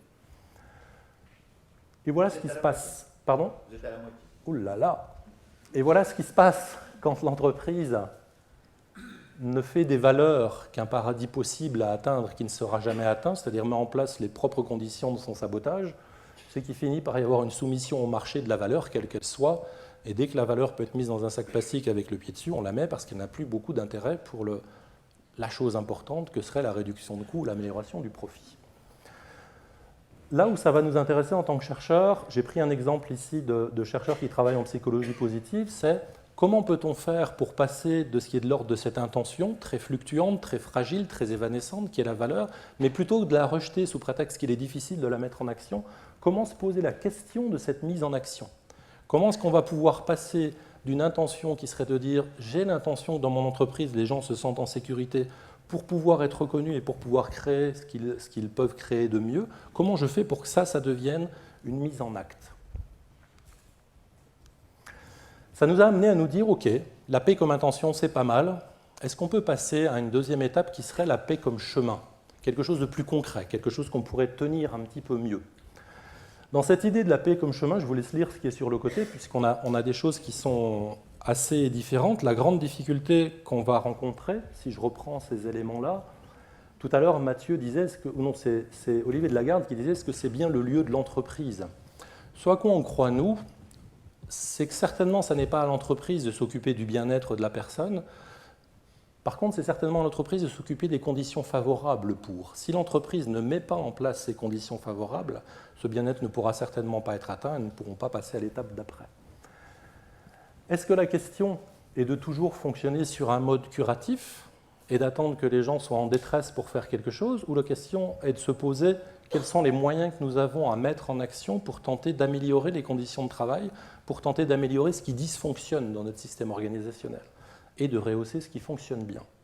Là aussi, j'ai pris un exemple particulier, plusieurs exemples particuliers, et je remercie les gens qui sont dans la salle qui m'ont permis de les prendre. Vous avez sur la droite ce que serait la dérive de cette dimension de bien-être au travail, c'est-à-dire encore une fois une espèce d'agitation de drapeau qui dit « faisons ensemble quelque chose qui est de l'ordre du bien-être et vous verrez, un jour, tout ira bien, vous n'aurez plus de problème ». Ce qu'on croit tous les uns les autres, quand on rentre dans des pratiques de bien-être, en imaginant que la pratique va nous permettre à un moment donné de faire disparaître la réalité et de nous retrouver dans un état dans lequel bien-être voudrait dire aller bien tout le temps. Cette partie est en rouge pour dire « ben non, Quand il y a 20 ans, en travaillant sur la gestion du stress, et c'est pas si vieux que ça, les entreprises me disaient « Ok, on veut bien faire quelque chose sur le stress, mais est-ce que vous pouvez le faire le week-end? Parce que dans les heures de travail, ça ne fonctionne pas très bien. » Et je parle d'il y a 20 ans, ce n'est pas encore complètement disparu. Les 3 exemples que j'ai pris là pour parler de la paix comme chemin, je vais essayer de les évoquer assez rapidement. Celui-ci est peut-être le plus rapide. Parmi les gens qui sont dans la chaire, l'un d'entre eux nous rejoint un jour et nous dit « Voilà, moi je suis un ingénieur de formation. Et dans mon métier d'ingénieur, ce qu'on m'a appris à faire, c'est mettre des tableaux au vert et montrer que les indicateurs de la production, de la qualité, sont des indicateurs qui sont au vert. Et à chaque fois qu'une revue de site a lieu, l'ingénieur que je suis, qui est très fort, amène son tableau et montre que ces indicateurs sont au vert. Jusqu'au jour où, pendant que je suis en train de montrer mes indicateurs au vert, je regarde les indicateurs, je regarde la salle, je regarde les indicateurs et je me dis « Mais en fait, ton tableau est faux. Tes indicateurs ne sont pas au vert. » Est-ce que je peux me retrouver dans mon environnement organisationnel avec une légitimité suffisante et avec une sécurité suffisante pour pouvoir aborder des points qui sont cruciaux pour l'entreprise, qui sont que, par exemple, nos indicateurs ne sont pas au vert?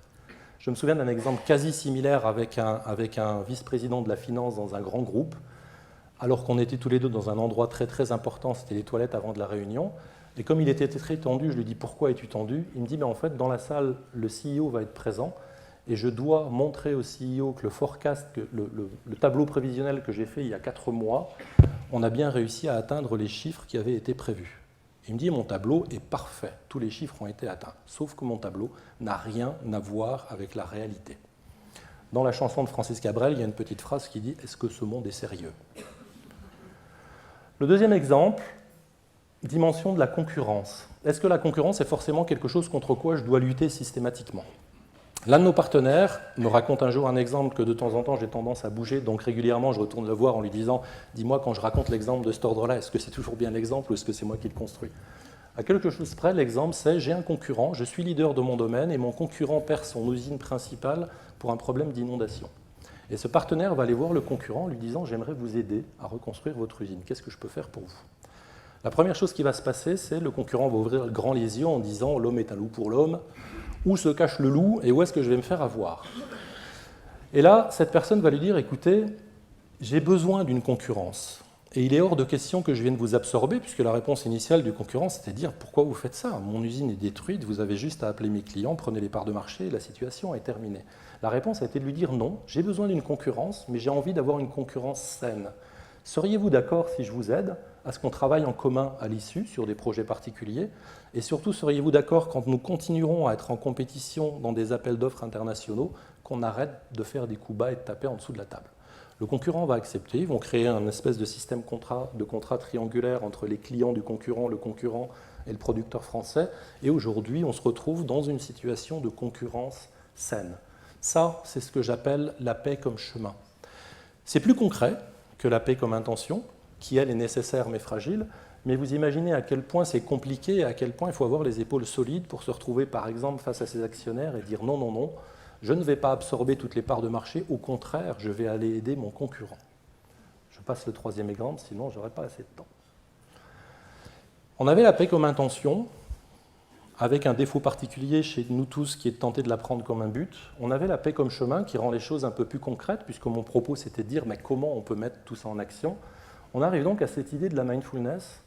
Et dans cette idée de la mindfulness, ce qu'on s'est posé comme question, c'était simplement de se dire et si, au lieu de considérer la paix comme quelque chose de lointain, on la considérait comme quelque chose de journalier?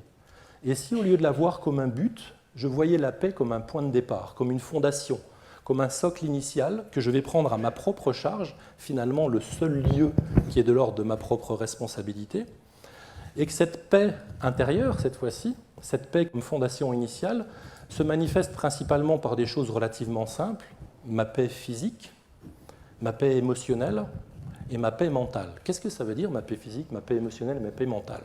Ça veut dire un exemple très simple. Vous êtes dans une réunion de travail, on est lundi matin, et dans cette première réunion de travail, il y a un petit peu d'opposition, il y a un petit peu de tension. Et vous quittez votre première réunion avec un espèce de passif dans le foie, là, qui est quelque chose que vous n'avez pas réussi à dire, mais qui combine un certain nombre d'émotions. Un peu d'anxiété, parce qu'on vous a mis en cause dans la réunion précédente, un peu de colère, parce que la façon dont on vous a mis en cause est un petit peu humiliante, et puis un petit peu de tension physique, parce que vous ne savez pas trop s'il fallait fuir, s'il fallait combattre. Toujours est-il que vous arrivez à la réunion de l'après-midi avec ce petit stock-là. La paix comme point de départ, la paix comme fondation serait, est-ce que je peux faire cet effort journalier de regarder où j'en suis quand je rentre dans un nouvel acte, quand je rentre dans une nouvelle décision, quand je rentre dans une nouvelle interaction, pour savoir si oui ou non j'ai correctement fait ce travail-là de mon positionnement de départ. Comment ça va quand je me pose la question de comment ça va avant de rentrer en interaction. Et si ce travail se fait, je vais finalement pouvoir commencer à poser la question du comment.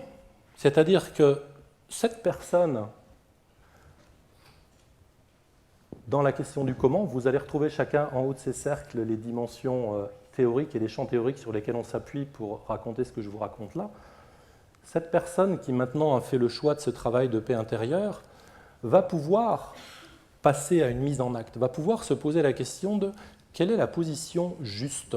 Juste ne voulant pas dire vrai, juste ne voulant pas dire j'ai la vérité, juste voulant dire est-ce que dans cette interaction, est-ce que dans cette parole, est-ce que dans cette décision, est-ce que dans cette mission que je suis en train de désigner, je suis à peu près clair avec qui je suis, avec ce que je ressens, avec ce que j'en pense, avec mes intentions en termes de valeur initiale, pour pouvoir m'engager dans quelque chose de juste, juste voulant dire qui pourra s'ajuster. Parce qu'en face de moi, il va y avoir un autre. Et il y a un autre gros mot, on a déjà pris plein de gros mots depuis le début de la soirée, mais il y en a un autre qui me plaît beaucoup, que serait celui de la dimension spirituelle. Et si cette spiritualité qu'on pourrait retrouver dans le monde du travail démarrait à cet endroit-là de qui est cet autre qui est en face de moi? Et comment je fais pour rentrer correctement en interrelation avec lui? Le premier niveau de la mise en œuvre, on l'a donc à travers des travaux de la psychologie positive, de la mindfulness que vous avez là, c'est-à-dire de permettre à la personne, au bout du compte, de bien faire ce qu'elle sait faire, parce qu'elle est en sécurité, parce qu'elle est reconnue et que maintenant elle peut rentrer dans une dimension créative. Toutes les questions d'engagement, d'implication, d'autonomie vont être dans cette dimension-là. Je reviendrai sur des éléments concrets juste avant de finir. Si j'ai pu commencer à m'engager, c'est-à-dire si j'ai pu commencer à accepter que l'objet même de la pleine conscience, ça aura été d'ouvrir mon espace de compréhension de ce qui est en train de se passer pour moi dans cette situation, mon espace intérieur, je comprends mieux pourquoi je suis tendu, mais mon espace extérieur, je vois bien que dans ce que me dit l'autre, il y a des choses qui sont justes, sur lesquelles il faut qu'on travaille, et je vois bien que la façon qu'il le dit ne me convient pas, il va falloir que je joue autant de la justesse du propos que de la façon dont c'est fait. Finalement, cette nouvelle ouverture va me donner quelque chose de fondamental dont on a tous besoin, c'est un espace de liberté plus grand. J'ai maintenant un espace de liberté plus important puisque je perçois mieux les choses. Le problème de la liberté, c'est que ça contient la responsabilité. C'est que maintenant que je vois un peu mieux les choses, maintenant que je sais que les propos que tu viens d'avoir m'ont mis en colère, je suis obligé aussi, obligé au sens de je m'oblige à faire quelque chose de cette colère que je ressens vis-à-vis de toi et comment je vais pouvoir la réguler, comment je vais pouvoir la mettre en place. Cette mise en place relationnelle, c'est ce qu'on va retrouver sur la dimension managériale, avec un autre point clé très perturbant parfois pour l'entreprise, qui serait de dire « et si le rôle fondamental du manager, c'était celui de se mettre au service, et pas celui de gagner en pouvoir ?»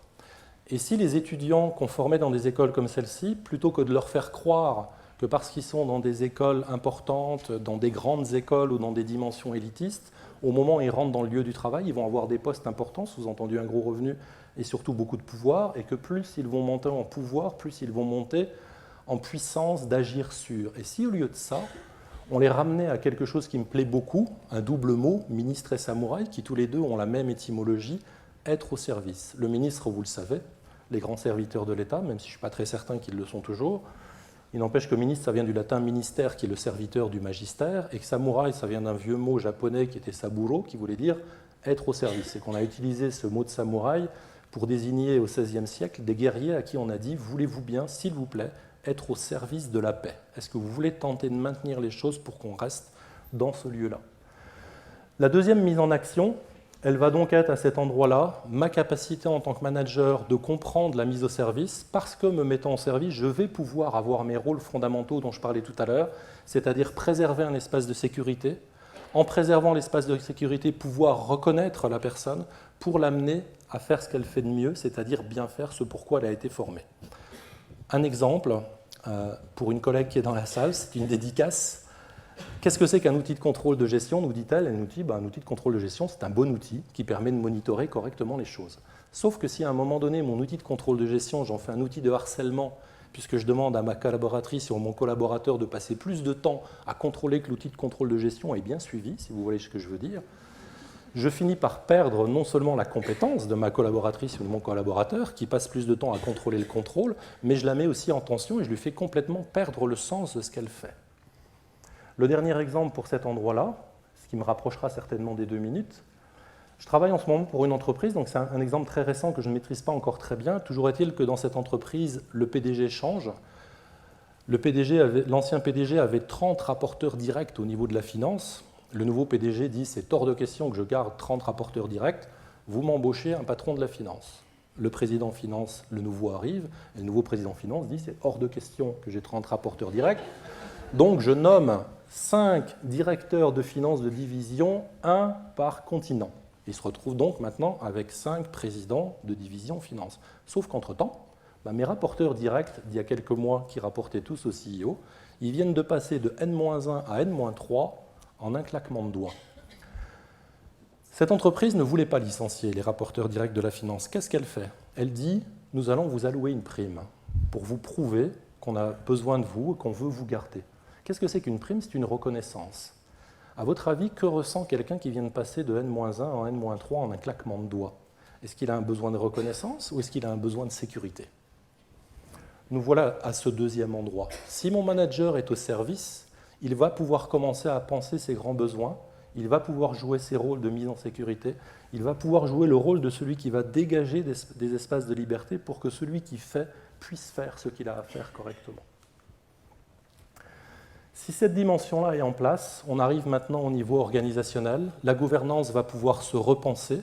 Et dans les premiers contacts qu'on a eus avec nos partenaires économiques dans la chaire, finalement, un des points qui était très présent, c'était de dire, de la part de nos dirigeants ici présents, c'était de dire nous croyons que le modèle économique sur lequel on est va s'effondrer. Ce modèle d'hyper-compétition, ce modèle de mise en opposition systématique va s'effondrer. Nous avons envie de collaborer avec vous pour voir comment est-ce qu'on peut commencer à repenser des modèles, à repenser un modèle sur le partenariat, à repenser un modèle sur la coopération qui nous permettra d'être tout aussi productifs. Mathieu en a parlé sous différentes conditions tout à l'heure. La psychologie positive nous en parle, l'économie nous en parle. Finalement, les systèmes à coopération sont tout à fait capables de produire des résultats très très efficaces sans nous obliger à nous emmener dans « cet homme est un loup pour l'homme », pour lequel Sénèque disait d'ailleurs l'inverse. Quand il écrivait à Lucilius, il disait « l'homme est sacré pour l'homme », ce qui est une position diamétralement opposée. Oups, moi aussi je vais trop vite. C'était simplement pour vous dire, ben voilà, dans la mise en acte, nous sommes aussi une entité, nous sommes aussi une entreprise, et notre mise en acte se retrouve ici. Vous avez en jaune les grands thèmes qui correspondent à nos 3 grands axes de recherche. Vous avez des entreprises au milieu qui sont des entreprises soit partenaires, soit non partenaires, mais dans lesquelles la Société Générale, Arémon, MMA, ça va se faire, Novartis, c'est en cours, se mettent en place des protocoles et des démarches liées à la pleine conscience, liées à la bienveillance. Vous en avez d'autres dans lesquels se mettent en place des démarches liées à la communication non violente. Ne voyez pas ces éléments-là comme étant, ce que je disais tout à l'heure, simplement un emplâtre sur une jambe de bois dont l'objet est de donner une petite formation. La question, elle est, est-ce que culturellement, nous pouvons introduire tout doucement ces éléments à partir de mon point de départ? Suis-je prêt à prendre en main, de façon journalière, cette dimension de paix intérieure ou cette paix comme fondation? Le triple salto dont on m'a dit tout à l'heure qu'il allait faire mal au cœur à beaucoup de gens, le voici. Si vis pacem para bellum, c'est à peu près la même chose que l'homme est à nous pour l'homme. Si je le traduis en français, ça donne « qui veut la paix prépare la guerre ». S'il y a un point que j'aimerais vous laisser en tête juste avant de partir, et ça sera ma dernière phrase, c'est celle-ci. Pendant 6 ans, je me suis préparé à la guerre, puisque j'étais pilote de chasse. Mon objet principal, même si je déteste le dire, et qu'à chaque fois que je le dis, j'ai honte, c'était bien de me préparer à tuer. Et ce dont je vous assure, c'est quand vous vous préparez à la guerre, la seule chose à laquelle vous êtes prêt, c'est la guerre. Si vraiment je veux préparer la paix, y compris dans les entreprises, le seul effort que je dois faire, c'est me préparer à la paix. Merci beaucoup.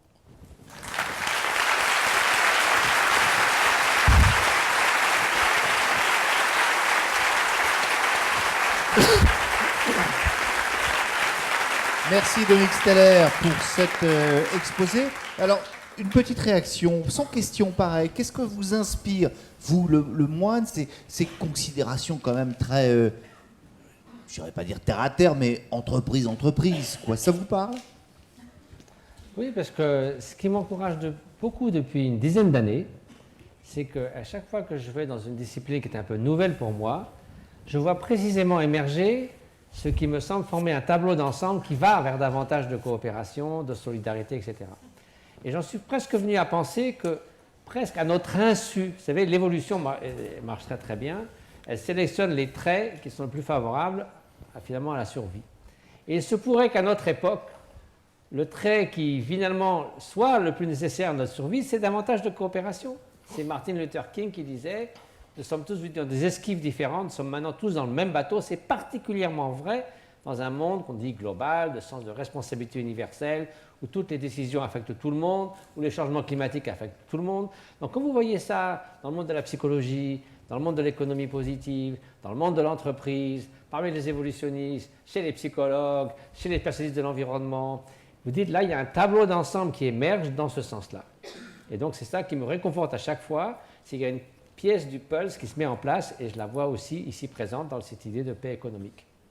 Alors, il nous reste un petit peu moins d'une demi-heure de débat. Je sais que c'est important que vous puissiez avoir la parole. C'est pour ça que, dans un grand geste altruiste, je vais remettre mes questions dans ma poche pour donner la parole à la salle. Mais quand même, Dominique Steller, moi, je me faisais une réflexion en vous écoutant. Et je me mettais à la place des chefs d'entreprise qui sont présents dans la salle. Oui. Et j'aimerais vous interroger sur le rôle de l'État. Parce que, qu'est-ce qu'a fait l'État depuis maintenant, on va dire 70 ans, avec la protection sociale? Est-ce qu'il n'a pas imposé un altruisme obligatoire à des entreprises qui aujourd'hui se disent mais moi on me demande d'être altruiste alors que mes salariés ils sont finalement extrêmement bien protégés par toute la législation sociale. Il y en a assez. Je vais tenter de faire ce que je disais tout à l'heure, comme la question me fait peur parce que je ne me sens ni politologue ni spécialiste de l'État. J'en sais trop rien. Ce que je constate en tout cas, et la question que je me pose à chaque fois que je les entends, c'est une question que nous avons abordée tous les deux. Et j'ai adoré, vous trouverez ça sur Internet très facilement, un philosophe français qui s'appelle Robert Mirail, à qui on pose la question du bonheur. Et quand on lui pose la question de est-ce que l'État doit s'occuper du bonheur, finalement, puisque les questions étaient très proches de la vôtre, la réponse qu'il va donner, c'est non, l'État n'a pas à s'occuper du bonheur. Par contre, certainement que l'État a à s'occuper de la mise en place de l'ensemble des conditions qui permettraient aux personnes de pouvoir se saisir de leur propre bonheur. À cette question des lois ou des conditions sociales qui, à un moment donné, finalement, tentent de forcer la chose, c'est très complexe, finalement. J'aimerais pouvoir m'appuyer sur Jacques Uzo, qui est dans la salle, qui tout à l'heure nous disait quelque chose de fort intéressant, c'est peut-on commencer à repenser ces systèmes légaux de façon à ce qu'ils entrent en interaction avec les besoins de l'entreprise, avec les besoins du salarié, sans en faire quelque chose qui soit fondamentalement une imposition des mains, mais en même temps en gardant peut-être bien cette idée à un moment donné de punition altruiste, c'est-à-dire de régulateur dont l'État devrait jouer le rôle pour que ces conditions puissent se mettre en place. Donc vous reposez la question finalement. Parce que c'est pour ça que je prenais... C'était vraiment une très bonne question. C'est pour ça que je prenais beaucoup de précautions de départ en disant est-ce que ce ne serait pas ça son rôle? Allez, on va prendre des questions dans la salle parce que je suis sûr qu'il y en a. Alors attendez, je vais vous expliquer comment ça va se passer là maintenant. Je dis, il y a des questions dans la salle. Alors tout le monde se regarde un peu en disant qui va poser la première question.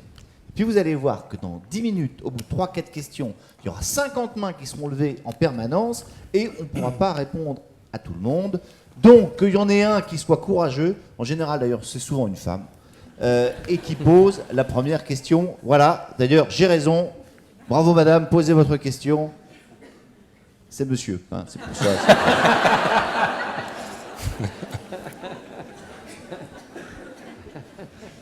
Alors ma question s'adresse à Dominique. Quand on fait un jeu en entreprise de coopération, on s'aperçoit qu'on a de bien meilleurs résultats quand les gens ne se connaissent pas que quand ils se connaissent. C'est-à-dire que quand il n'y a pas de tension, de passif, derrière ce jeu, ça se passe beaucoup mieux. Dans votre chaire, nous on y travaille tous les jours dans les entreprises à recréer de la révision de relations, c'est-à-dire quand est-ce que les gens font amènent leur relation de coopération avec leurs partenaires en révision.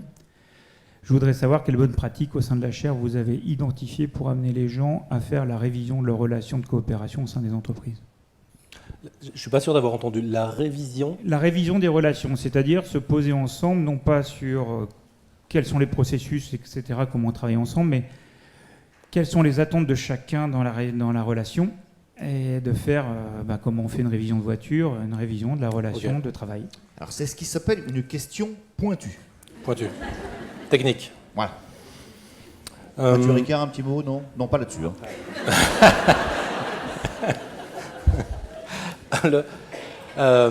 Notre point de départ, quand je disais tout à l'heure on a choisi la mindfulness pour travailler sur l'intime, le point de départ était là en fait. C'est-à-dire que la révision, pour nous, elle va démarrer non pas dans le temps de l'interaction, elle va démarrer juste avant l'interaction.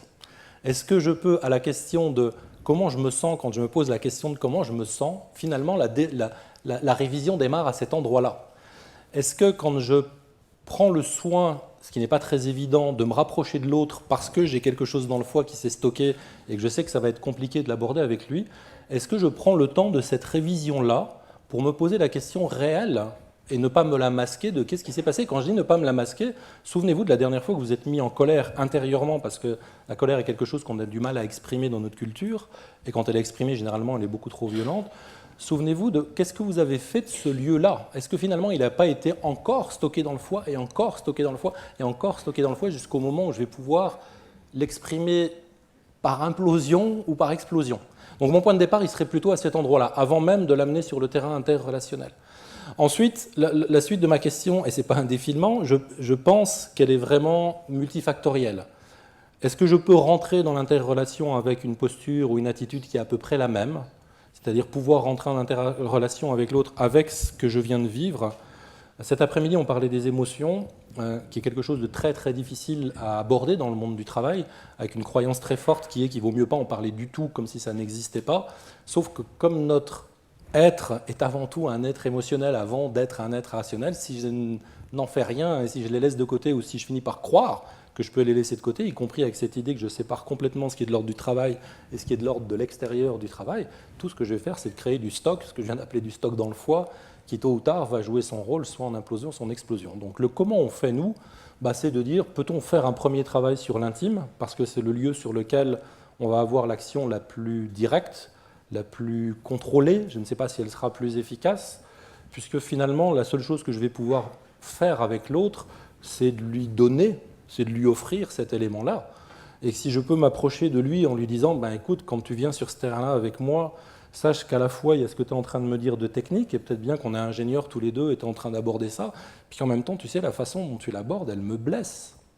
Et j'ai besoin de faire quelque chose avec cette blessure-là aussi. Es-tu prêt à ce qu'on fasse quelque chose ici ?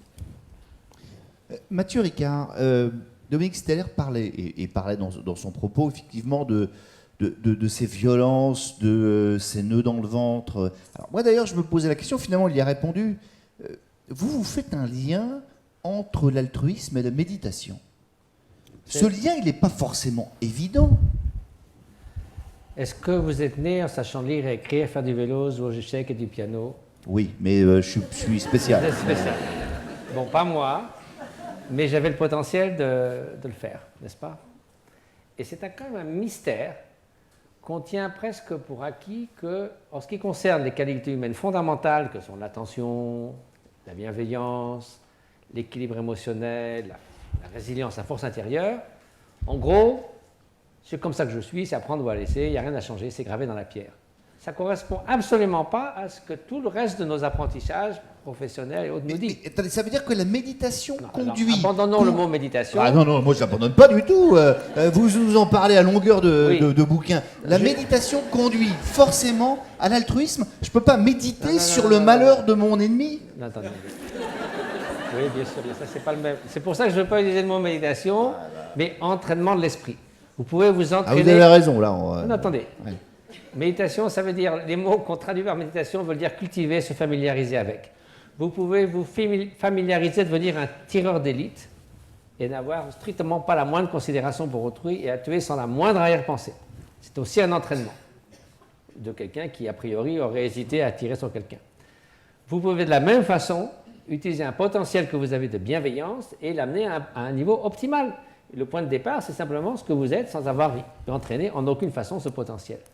Donc, il est évident que toutes les capacités humaines, qu'elles soient pour le bien ou pour le mal, d'où l'importance de la motivation, parce qu'un outil un marteau sert à détruire ou à construire, l'intelligence peut servir aussi à faire le plus grand bien et le plus grand mal, tout dépend de la motivation. Donc l'entraînement, si c'est vers la bienveillance, c'est pour une meilleure relation humaine, c'est le double accomplissement du bien d'autrui et du vôtre, et donc de cette façon-là, c'est un entraînement, ça procède de l'entraînement de l'esprit dans ce que vous appelez la méditation. Méditation, c'est pas simplement être là, ruminer des pensées, ça c'est justement le contraire de la méditation. Non, mais là, j'ai compris. C'est l'obstacle principal de la méditation. Là, j'ai compris. Là, j'ai compris. Et ils ont compris. Une autre question dans la salle. Vers le haut, là-bas. Ah, encore une dame. C'est un monsieur, je crois Oui, bien. oui, j'ai vu. Non, mais je. Enfin, les filles, bravo. Hein. Il y a une révolution culturelle qui est en marche, sans doute. Est-ce qu'on ne pourrait pas inviter les entreprises que vous avez citées, monsieur, à changer de paradigme et de modifier direction des ressources humaines par département des finalités humaines, car les ressources humaines, les ressources ne sont pas des ressources comme les autres en termes d'être humain. Alors, c'est une excellente question, parce que c'était une de mes questions. Et que moi, et je l'adore. Bravo. Non, mais c'est parce que, et vous allez pouvoir y répondre, mais moi, je vais la corser un peu, encore plus. Mathieu Ricard, est-ce que vous êtes un anticapitaliste? Est-ce que l'altruisme économique peut fonctionner dans un système? Alors, et vous n'allez pas vous en tirer en disant, oui, il faut réguler le système. Est-ce que le système capitalisme, est-ce que l'altruisme peut fonctionner dans un système capitalisme même régulé, ou est-ce qu'il faut faire tout péter, réinventer autre chose? Alors, qui veut répondre en premier? Non mais attendez, c'est une bonne question. Allez. Tout est une question de définition. Ah, voilà. Donc, Oui. Qu'est-ce que ça veut dire? Adam Smith, vous avez donc le système de la main invisible, qui évidemment, lorsqu'il y a la main invisible d'un aveugle égoïste, ça va mal. Et comme disait Stiglitz, la qualité principale de la main invisible, c'est qu'elle n'existe pas. Bon. Ceci dit, vous aviez aussi la théorie des sentiments moraux, dans laquelle Adam Smith disait une communauté dans laquelle il n'y a pas de bienveillance et de solidarité va s'effondrer. Mais ça, on a un peu oublié.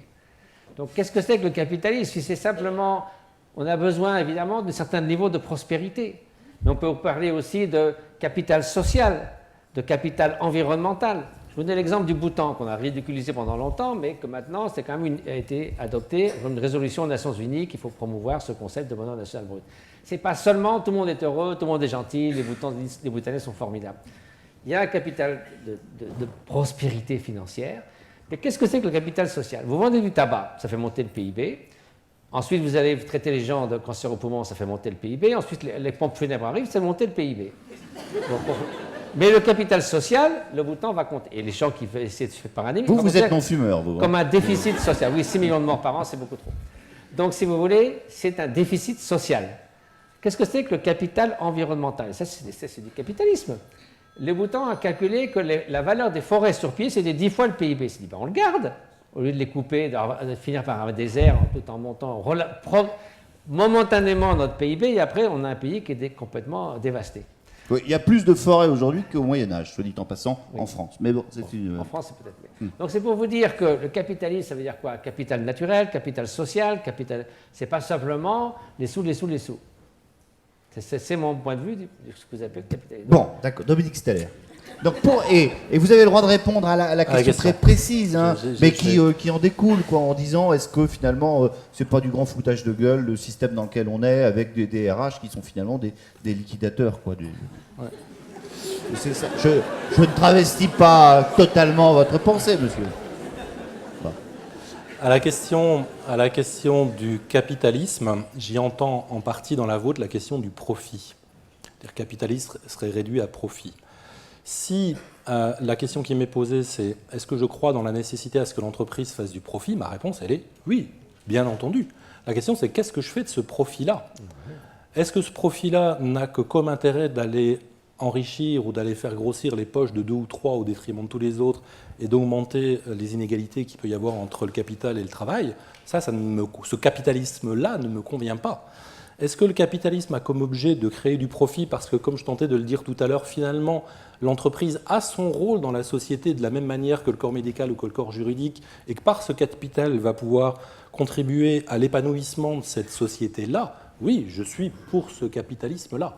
Maintenant, la question de passer des ressources humaines, je ne sais plus quel thème vous avez pris, j'aurais tendance à dire, ok, allons-y tranquillement. On voit bien qu'on est dans des gros mots qui sont compliqués, et qui sont compliqués de faire bouger tout le monde en même temps, ne serait-ce parce qu'on n'est jamais très sûr, comme vient de le redire Mathieu, de quelle est la définition qu'on est en train de mettre là derrière. En tout cas, je vous suis à un endroit, c'est que de passer de ressources humaines à capital humain il n'y a pas très longtemps, j'avoue que moi j'aimerais bien qu'on me parle de personnes. Et si on me parlait de personnes, ça m'irait bien. Peut-être que la direction sera la direction des personnes. Ce n'est pas très joli pour l'instant, mais il faudrait trouver quelque chose de cet ordre-là. Je ne suis pas certain, par contre, et peut-être qu'il y avait un lien entre les deux ici, je ne suis pas certain, par contre, que l'idée de tout chambouler d'un coup, que l'idée révolutionnaire globale soit quelque chose qui nous amènerait forcément à... Moi, je pose juste des questions. Un tout petit mot sur le profit. Mohamed Younous fait très justement la distinction entre le business social qui est profitable et la charité. La charité, vous avez une certaine quantité d'argent disponible, vous le donnez entièrement, ça vous regarde, mais ça ne peut pas aller très loin parce qu'à un moment donné, ça s'épuise. Il dit le business social, c'est qu'on fait un profit. Il est minimal parce qu'on ne cherche pas à s'enrichir à tout prix, mais il permet de multiplier à l'infini, de se faire ce qu'il fait au Bangladesh et ailleurs. Et en plus, les comptes à la fin de l'année, ce n'est pas finalement combien de millions vous avez mis de côté quelque part, mais combien d'emplois vous avez créés pour les femmes, combien d'enfants vous avez envoyés à l'école, c'est aussi un bilan. Mais c'est basé sur un profit, parce que sinon ça s'écroule. Mathieu Ricard, est-ce que vous êtes nostalgique du système communiste soviétique? Attendez, mais attendez. Parce que c'est une très belle idée finalement au départ. Pas de profit, oui, quand même, on collectivise tout. Ça ressemble finalement à un grand monastère tibétain, excusez-moi. Oui, tout à avec fait, en disant, vous n'allez pas être obnubilé par les biens de consommation, vous allez vous satisfaire de peu. On va vous donner un logement, on va vous donner à manger, on va vous donner de l'éducation, et puis voilà, et on va vous donner un travail. Moi je suis marxiste, mais la tendance Groucho, je l'ai déjà dit. Il y a un exemple particulier que j'aime bien pour tenter de répondre à ça. Je vais le reprendre dans mon ancien métier, donc, qui a été cité tout à l'heure. C'est l'idée du porte-avions. Sur un porte-avions, en dehors des considérations éthiques qui sont derrière, l'une des choses que j'ai appris sur ce porte-avions, c'est tout le monde vaut. Il n'y a pas de distinction parmi les personnes, quel que soit votre grade, quel que soit ce que vous faites. À partir du moment où vous êtes en mer sur ce porte-avions, que vous pouvez transférer avec l'entreprise, tout le monde vaut. Même si quand je dis tout le monde vaut, c'est le boulanger qui est à fond de cale et qui fait du pain va être considéré de la même manière que le pilote que j'étais. Pour une raison fondamentale, c'est que ce microcosme qui est le porte-avions, si je me mets à avoir une mauvaise considération pour l'un de ces acteurs, quel que soit le niveau, en mer depuis 5 mois avec des conditions difficiles, si la reconnaissance, si la bienveillance, si la façon dont chacune de ces personnes sont traitées n'est pas à peu près égale, pour ne pas dire égalitaire, le système ne va pas tenir.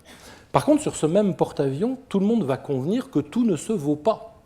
Et que finalement, le boulanger qui est en train de faire du pain ne prend pas tout à fait les mêmes risques que le pilote qui va se retrouver dans son avion qui est déjà quelque chose de dangereux et qui va aller prendre d'autres risques. Et ce tout ne se vaut pas, je vais le retrouver dans l'entreprise. C'est que mon boulanger ne va pas avoir le même contrat, ne va pas avoir la même rémunération, ne va pas avoir les mêmes missions qui vont être allouées au manager. Mais est-ce que ce distinguo de mission ou ce distinguo de choses à faire doit éliminer, sous prétexte que la valeur extérieure, la valeur extrinsèque semblerait plus forte, doit éliminer la considération égale pour tout le monde? Certainement pas. Et que dans les entreprises, que je remerciais tout à l'heure parce qu'elles font partie de cette chaire-là, et c'est grâce à elles qu'on a pu exister aussi, finalement, c'est cet endroit-là qui importe. C'est comment je peux offrir le même droit à la liberté d'expression, le même droit à l'opposition à l'intérieur de l'entreprise, quel que soit votre niveau, comment je vais vous reconnaître le même droit à la bienveillance et le même droit à la reconnaissance, sans que pour autant, de façon très très concrète, les traitements soient les mêmes, parce que les missions ne sont pas les mêmes. Je veux venir sur Karl quand même, parce qu'il n'y a pas Groucho dans le marxisme. C'est vrai que quand on voit un système, Staline 50 millions de morts, Mao 50 millions de morts, il y a quelque chose qui cloche. comme disait mon père, Jean-François Revel, le principe d'un État totalitaire, c'est qu'ils vous disent précisément, on sait comment vous rendre heureux, vous n'avez qu'à faire ce qu'on vous dit. Le problème, si vous n'êtes pas d'accord, on a le regret de devoir vous éliminer. Donc il y a quelque chose qui cloche fondamentalement cet élément de violence. Donc c'est pour ça qu'on ne peut pas imposer top-down ni le bonheur, ni l'altruisme, mais donner les conditions nécessaires. Et ça vient...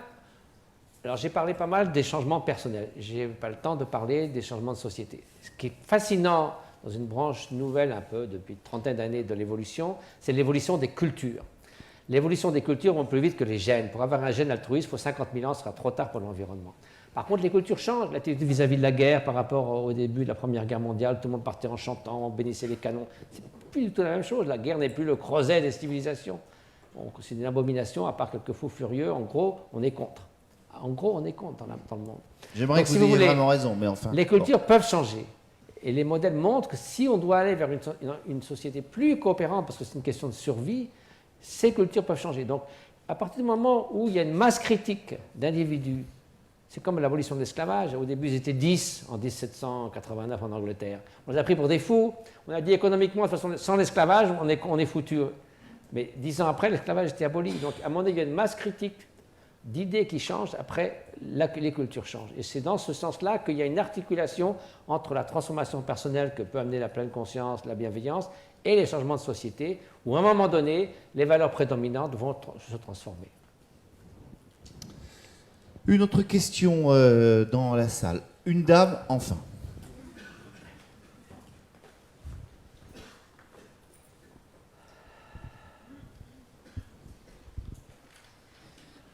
Je vous ai entendu, on a parlé de ressources humaines, de ressources naturelles, et puis vous avez aussi parlé de profit.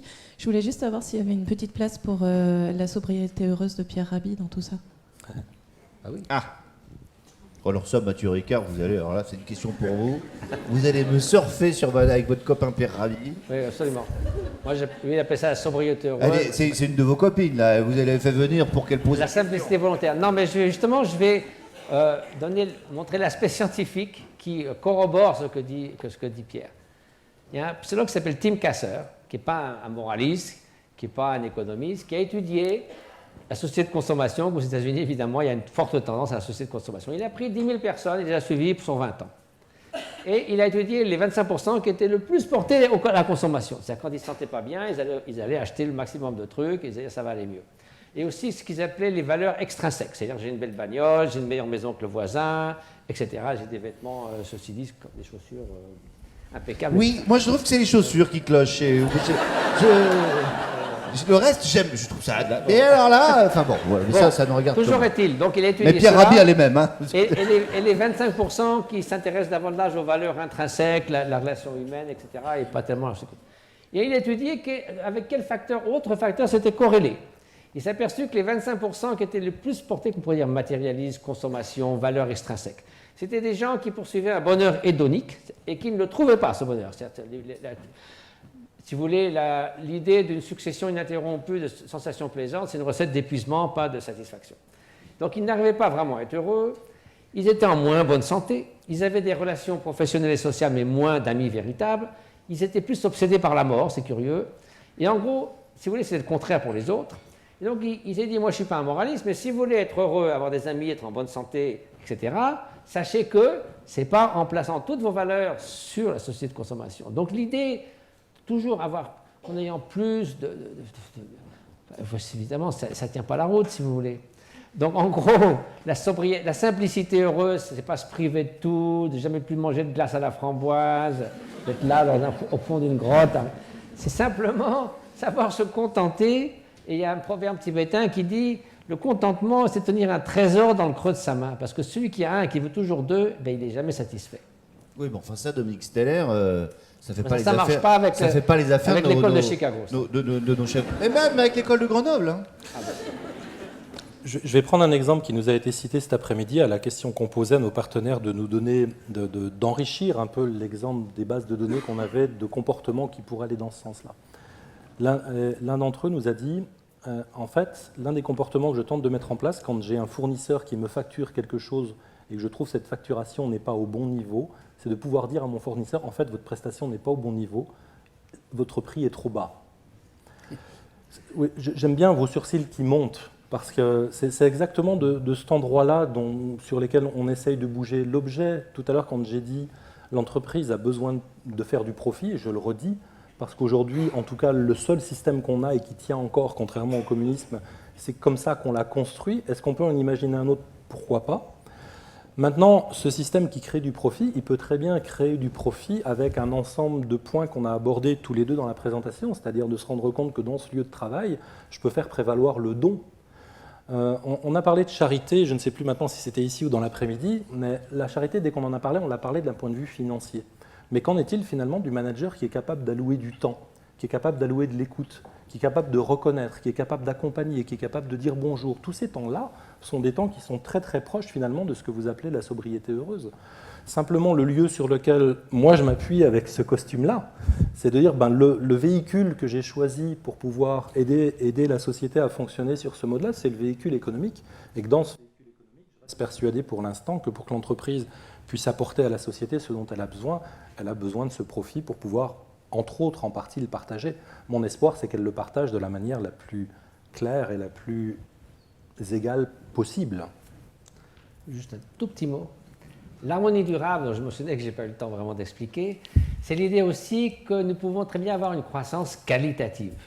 Et que la croissance n'est pas nécessairement uniquement quantitative, parce qu'à un moment donné, on ne peut pas avoir une exploitation en augmentation incessante des ressources d'une planète qui est par nature limitée. Donc ça, c'est déjà la conclusion est déjà claire d'avance. Donc il faut faire mieux avec moins et savoir avoir une autre façon d'augmenter la qualité de vie et pas seulement la quantité des choses qu'on utilise. De toute façon, c'est une obligation, on ne peut pas faire autrement avec les ressources limitées dont on dispose. Il y a un point, si je peux revenir, parce que ça va rebondir à cet endroit-là. Tout à l'heure, quand j'ai démarré en parlant de ce paradigme qui est derrière « l'homme est un loup pour l'homme », qui est un paradigme anthropologique très fort chez nous, qui semble dire « l'homme s'est redressé parce que c'était un combattant ». C'est ce qui a dégagé son cerveau, dégagé son épaule. Il a pu commencer à jeter des cailloux, ensuite à acheter des lances. Conclusion, nous sommes des combattants, ce qui pour un manager arrange bien les sauges, parce que c'est viril, un combattant et un guerrier. Et puis dans les dernières années, pour les travaux les plus techniques d'un point de vue scientifique, plutôt physiologique, neuroscientifique et biologique, c'est pas très vieux, mais c'est beaucoup plus vieux sur le paradigme anthropologique qui dit mais on est en train complètement de se tromper. Dans la préhistoire, on n'était pas du tout en haut de la chaîne alimentaire. Et ce qui nous a permis de survivre, c'était certainement pas de se redresser pour combattre, c'était de se redresser parce qu'on était d'abord des ramasseurs de coquillages. C'est un peu moins excitant pour le manager de se voir comme un ramasseur de coquillages. Sauf que l'intérêt du ramasseur de coquillages, il a ce geste-là. Et il comprend très très vite que s'il veut survivre, il va survivre parce qu'il est capable de se mettre en partage avec l'autre, quelle que soit la qualité de ce qu'il est en train de partager, mais certainement pas parce qu'il se met avant tout en opposition. Est-ce que ça détruit ou est-ce que ça fait disparaître l'idée de compétitivité dans l'entreprise? Je ne le pense pas. Parce que cette dimension de compétitivité, si elle reste à cette place, c'est-à-dire cette saine émulation que les anglo-saxons ont tenté de nous apporter par les sports au XVIIe et XVIIIe siècle, elle permet effectivement quelque chose, tout à l'heure je prenais cet exemple de la concurrence saine, elle permet quelque chose qui va être grandissant, qui une fois de plus va permettre un épanouissement particulier. Mais on va rentrer là dans vraiment ces jeux d'ajustement, d'arrêter de considérer que les choses sont blanches et noires, bonnes ou mauvaises, mais de me rendre compte que dans ces endroits-là, j'ai besoin de gens solides qui vont être capables de garder un discernement suffisant pour que ce bonheur, j'essaie de le prendre à l'envers, puisse rester sobre dans un endroit. Je me permets un point particulier. À Davos cette année, je l'évoquais tout à l'heure, dans l'après-midi, des économistes se posaient la question de la croissance et des inégalités sociales. Et je bondissais dans ma voiture quand j'ai entendu les premiers dire « en fait, c'est très bien qu'il y ait des inégalités sociales, ça permet de garder un certain taux de croissance ». Ce qui était assez intéressant à entendre. Dans la seconde qui suit, j'entends parler l'autre groupe qui était censé être en face, que je ne voyais pas puisqu'on était à la radio, et cet autre groupe dit non, en fait, c'est pas bien, les inégalités, c'est gênant pour la croissance, il faut travailler sur les inégalités. Pendant quelques secondes, je me suis dit, ah, enfin. Mais quelques secondes seulement, puisque dans la foulée, j'ai compris que cet autre jeu économique n'était pas en train de parler des braves gens et de la réduction des inégalités, était juste en train de voir un paramètre mathématique qui était l'inégalité, les uns disant si je la conserve, je perds la croissance, les autres disant si je la fais diminuer, je perds la croissance. Mais là derrière, personne ne posait la question de la dimension heureuse de la sobriété. Donc je vous rejoins en tout cas à cet endroit-là. Oui, parce que les hommes, quand ils se sont redressés, Alors, vous n'avez pas de micro, ce qui vous empêche de parler. On ne va pas vous en donner parce que on arrive au terme de nos débats. Et vous savez à quoi on reconnaît un bon débat? C'est quand on en sort frustré. C'est-à-dire qu'on a rien envie de dire. Et la dernière question, en plus, je me la garde pour moi. Alors, Et vous allez voir qu'elle va vous plaire parce que je vous écoute parler de valeurs, d'humanisme, d'altruisme. Est-ce que, et je rebondissais à ça en entendant la mort de François Michelin, est-ce que vous n'êtes pas tout simplement en train de vouloir remettre du religieux dans l'entreprise? Tout à l'heure, j'ai tenté de toucher un endroit qui était assez intéressant, pas facile en France, qui était cette dimension spirituelle. Je vais la garder là où je l'ai abordée tout à l'heure. Et finalement, on la touche en parlant d'altruisme. C'est-à-dire, me poser la question du spirituel, pour moi, c'est commencer à me poser la question de qui est cet autre en face de moi. Et comment je fais pour rentrer correctement en interaction avec cette autre personne-là. Si je décale un tout petit peu le propos du spirituel, quand on écoute les anthropologues et quand on écoute le moment où ils désignent cet instant dans lequel on va dire « tiens, nous ne sommes plus chez des hominidés, mais nous passons chez des êtres humains », finalement, c'est cette dimension de considération de l'autre qui est prise en compte, principalement à travers le fait de commencer à enterrer ses morts. Pour moi, cette dimension spirituelle, elle va vraiment dans ce lieu qui est quand est-ce que je commence à considérer au-delà de mes propres besoins quotidiens, journaliers, concrets. Dans la rencontre, dans l'entreprise, si je garde la spiritualité à cet endroit-là, bien entendu que je fais partie des gens qui considèrent que tous ici présents, nous avons des envies, des besoins de considérer l'autre, de voir comment je peux passer du soin de moi, que je n'ai pas exclu, au souci de l'autre. Et dans cette dimension, je vois une dimension spirituelle. Si dans religieux, vous y mettez une partie de l'étymologie qui est mettre en lien, relier, je pourrais presque dire oui, mais je ne vais pas rentrer à cet endroit-là, parce que dans mon propos, il n'y avait rien qui disait « rentrons la religion dans l'entreprise ». Mathieu Ricard, on ne dira pas que je ne vous ai pas mis sur un boulevard pour la conclusion, quand même. Est-ce qu'il faut Vous mettre allez être surpris, parce que moi, Oui, parce que mais... vous êtes journaliste. Oh, Bon, mais d'abord, vous êtes un être humain. Moi, je trouve que je suis moine bouddhiste, c'est comme ça, c'est mon job. Mais je suis d'abord un être humain et c'est à ce titre que je suis ici parmi vous. Et j'ai le droit d'avoir des idées sans être étiqueté que l'altruisme c'est bouddhisme, etc., etc. Donc, je partage l'opinion du Dalai Lama que du fait que la moitié des êtres humains, finalement, n'agissent pas sur des idéaux religieux ou autres, mais que les valeurs de l'altruisme et de la compassion sont fondamentales à tous les êtres humains et que si donc on essaie de lier les uns aux autres, on est mal parti pour promouvoir l'altruisme. Donc l'idée d'une éthique séculière qui n'est pas contre les religions, mais qui est indépendante des religions et qui consiste simplement à promouvoir les valeurs humaines fondamentales, qui sont aussi bien fondamentales pour ceux qui sont agnostiques ou athées que pour ceux qui poursuivent une voie spirituelle. Ça les regarde, c'est leur job, mais nous sommes d'abord des êtres humains. Eh bien, ce sera notre mot de la fin.